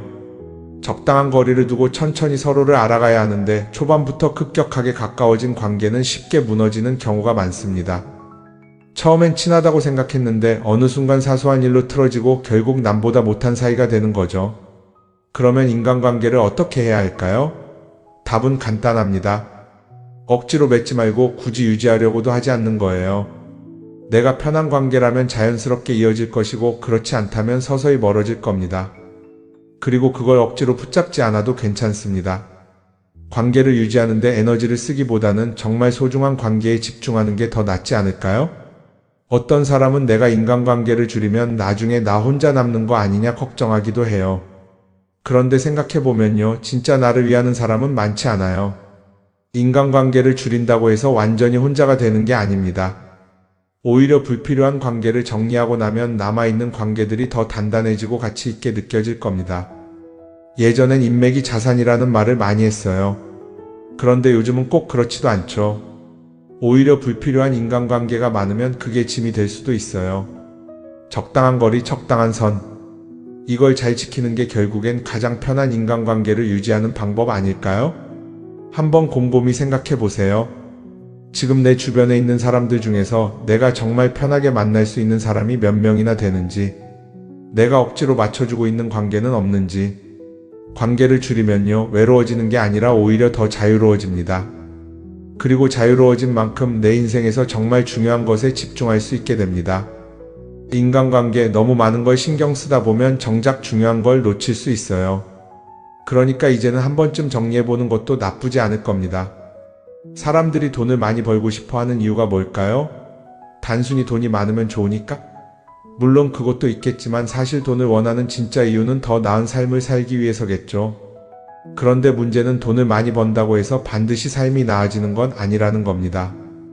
오히려 더 많이 벌수록 더 많이 쓰게 되는 경우가 많아요. 가끔 이런 생각해 본 적 없으세요?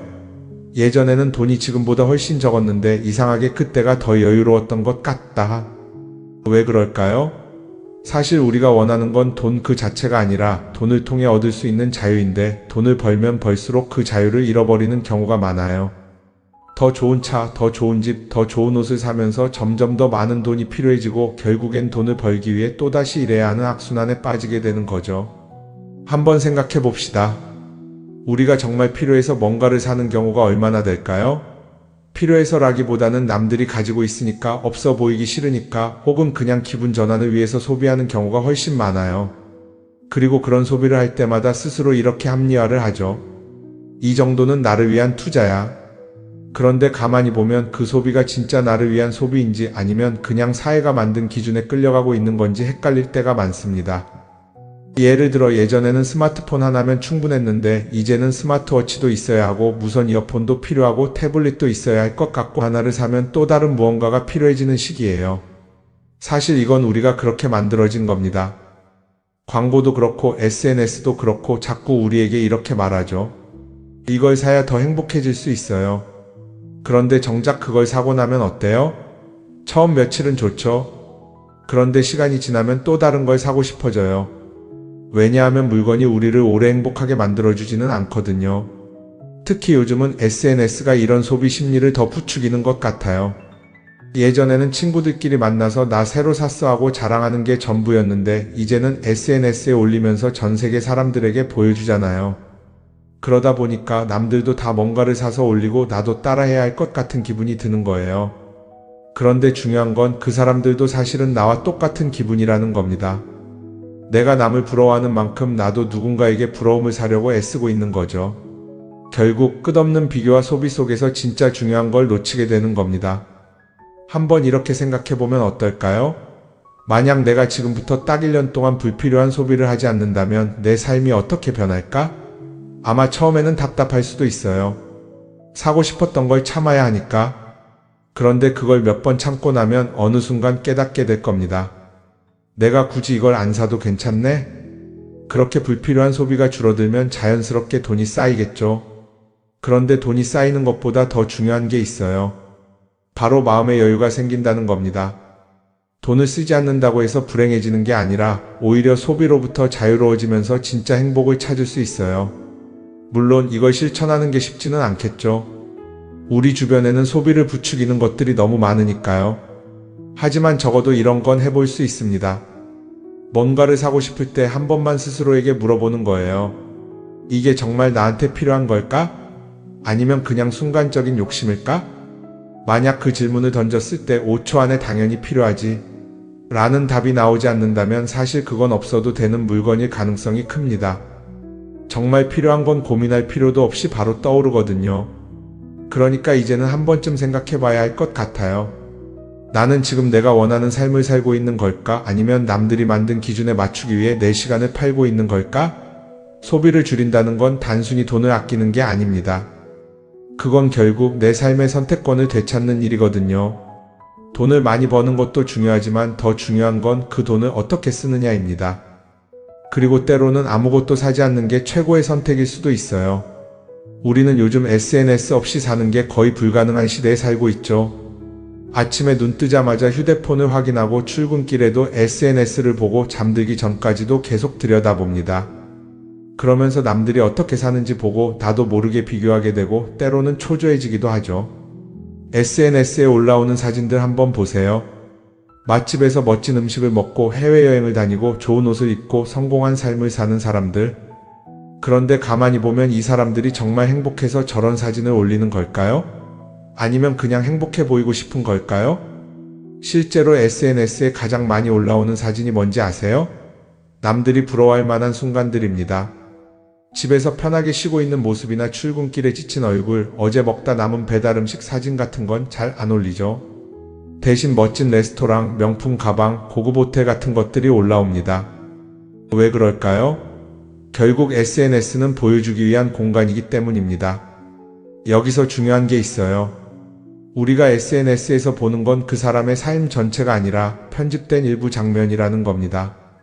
SNS는 마치 한 편의 다큐멘터리나 영화처럼 잘 꾸며진 장면들만 보여줍니다. 그런데도 우리는 그걸 보면서 아, 저 사람은 나보다 더 행복하구나 하고 착각하죠. 예를 들어 SNS에서 한 친구가 해외여행을 가서 아름다운 풍경을 찍어 올렸다고 해볼게요. 우리는 그걸 보면서 부럽다, 나도 저렇게 살고 싶다라고 생각하겠죠. 그런데 정작 그 친구는 사진을 찍고 나서도 일 때문에 스트레스를 받고 있을 수도 있고 여행 비용을 감당하느라 카드가 걱정을 하고 있을 수도 있습니다. 그 부분은 우리는 알 수가 없죠. 그런데 문제는 이렇게 남들과 비교하는 습관이 쌓이면 결국 내 삶이 초라하게 느껴진다는 겁니다. 원래는 그냥 조용히 살아도 괜찮았는데 SNS를 보고 나면 나만 뒤처지는 것 같고 뭔가를 더 해야 할 것 같고 괜히 불안해지죠. SNS는 기본적으로 사람들의 비교 심리를 자극합니다. 남들이 가진 걸 나도 갖고 싶게 만들고 남들이 하는 걸 나도 해야 할 것 같은 기분이 들게 만들죠. 그러다 보니 필요하지도 않은 걸 사게 되고 무리해서라도 화려한 곳에 가게 되고 남들에게 보여주기 위해 사는 삶을 살게 됩니다. 그럼 어떻게 해야 할까요? 사실 정답은 간단합니다. SNS에서 보이는 것들을 곧이곧대로 믿지 않는 것입니다. 그리고 더 중요한 건 남과 비교하는 걸 멈추는 것이에요. 어떤 사람이 비싼 차를 타고 다닌다고 해서 그 사람이 꼭 행복한 건 아닙니다. 좋은 차를 타고 다니지만 밤마다 사업 걱정에 잠 못 이루는 사람도 많아요. 반대로 대중교통을 이용하지만 마음 편하게 사는 사람도 있죠. 결국 행복은 보이는 것이 아니라 느끼는 것입니다. SNS를 덜 보면 덜 불행해진다는 연구 결과도 있어요. 하루 종일 남의 삶을 보면서 비교하는 시간을 줄이면 내 삶에 집중할 수 있는 시간이 많아지는 겁니다. SNS를 완전히 끊을 필요는 없지만 최소한 그 안에 있는 것들이 전부 진짜라고 생각하지 않는 태도는 필요합니다. 우리는 누구나 자신만의 속도로 살아가고 있어요. 남들은 남들대로 사는 거고 나는 나대로 살면 됩니다. SNS에서 남들의 화려한 모습을 볼 때마다 한 번쯤 이렇게 생각해 보세요. 이건 그 사람이 보여주고 싶은 삶일 뿐이다. 그러면 조금은 편해질 겁니다. 사람들은 다들 자기 인생을 살아간다고 생각하죠. 그런데 가만 보면 정말 자기 인생을 사는 사람이 얼마나 될까요? 많은 사람들이 사실은 남이 만들어 놓은 기준에 맞춰서 살고 있어요. 좋은 대학, 좋은 직장, 좋은 차, 좋은 집.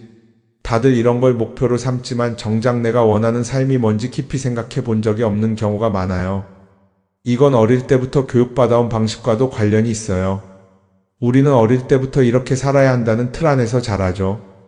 공부 열심히 해서 좋은 성적을 받아야 하고 좋은 직장을 가져야 하고 결혼도 적당한 때에 해야 하고 마치 인생이 정해진 수순이라도 있는 것처럼요. 그러다 보니 나 스스로 정말 원하는 걸 고민하기보다는 그냥 남들이 정해놓은 목표를 따라가게 돼요. 그런데 이렇게 남의 기준에 맞춰서 살다 보면 어느 순간 공허함을 느끼게 됩니다. 이게 정말 내가 원했던 삶인가? 하는 의문이 들 때가 오죠. 어릴 땐 성적이 목표였고 사회에 나와서는 연봉이 목표였고 결혼하고 나서는 아이 교육이 목표였는데 그 목표를 이루고 나면 허무한 거예요. 계속 뭔가를 이루긴 했는데 정작 나는 어디에 있는지 모르겠는 거죠. 진짜 중요한 건 내가 원하는 게 뭔지를 아는 것이에요. 그런데 이게 쉽지 않죠. 오랫동안 남의 기준대로 살아왔기 때문에 막상 내가 정말 원하는 게 뭐지? 하고 물어보면 선뜻 대답하기 어려운 경우가 많아요. 하지만 이 질문을 하지 않으면 우리는 평생 남이 정한 기준 속에서 살게 됩니다. 그럼 어떻게 해야 할까요? 첫 번째로 필요한 건 내가 왜 이런 생각을 하게 됐는지 스스로 점검하는 거예요. 예를 들어 내가 비싼 차를 사고 싶다고 생각한다면 그게 정말 내 필요 때문인지 아니면 남들에게 잘 보이기 위해서인지 한번 따져봐야 해요. 만약 남들이 나를 어떻게 볼까 하는 게 더 중요하다면 그건 내 기준이 아니라 사회가 만들어 놓은 기준일 가능성이 큽니다. 두 번째는 다른 사람의 의견에 휘둘리지 않는 연습을 하는 거예요. 우리는 살아가면서 끊임없이 남들의 평가를 받죠. 그 나이에 그런 걸 시작한다고? 지금 그게 가능하겠어? 이런 말들이 우리를 흔들어 놓습니다. 그런데 그런 말에 신경 쓰다 보면 결국 아무것도 하지 못하게 돼요. 중요한 건 남들이 뭐라고 하든 내가 결정하는 거예요. 물론 남의 조언을 들을 수도 있고 참고할 수도 있죠. 하지만 최종 결정은 항상 내 몫이어야 합니다. 내가 결정하고 내가 책임지는 거. 그렇게 해야 내 삶을 온전히 내 것으로 만들 수 있어요. 세 번째는 내가 한 선택에 책임지는 자세를 가지는 거예요. 많은 사람들이 무언가를 선택하고 나서도 후회하죠. 괜히 이걸 했나? 이 선택이 잘못된 건 아닐까? 그런데 한 가지 확실한 건 후회한다고 해서 과거가 바뀌지는 않는다는 거예요. 내가 한 선택이라면 그 선택이 틀렸다고 해도 받아들이고 그 안에서 최선을 다하는 게 더 중요해요. 이렇게 말하면 그럼 실수하면 어떡하죠? 라고 걱정하는 분들도 있을 거예요. 하지만 생각해보면 우리가 실수를 두려워하는 이유도 결국 남의 시선 때문이에요. 내가 실패하면 남들이 날 어떻게 볼까? 이런 걱정이 더 크죠. 그런데 남들은 생각보다 우리한테 관심이 없어요. 우리가 성공하든 실패하든 남들은 자기 삶을 사느라 바빠요. 그러니까 내 인생의 주인은 결국 나 자신이라는 걸 명확히 할 필요가 있어요. 내 선택을 하고 그 선택에 책임지면서 남이 아니라 나에게 맞는 길을 찾는 것. 그게 진짜로 내 삶을 살아가는 방법이 아닐까요? 어쩌면 우리는 너무 오랫동안 이렇게 살아야 한다는 틀 속에 갇혀 있었는지도 모릅니다. 하지만 이제는 한 번쯤 생각해 봐야 합니다. 나는 진짜 내 삶을 살고 있는가? 그리고 만약 아니라면 지금부터라도 조금씩 바꿔보면 어떨까요?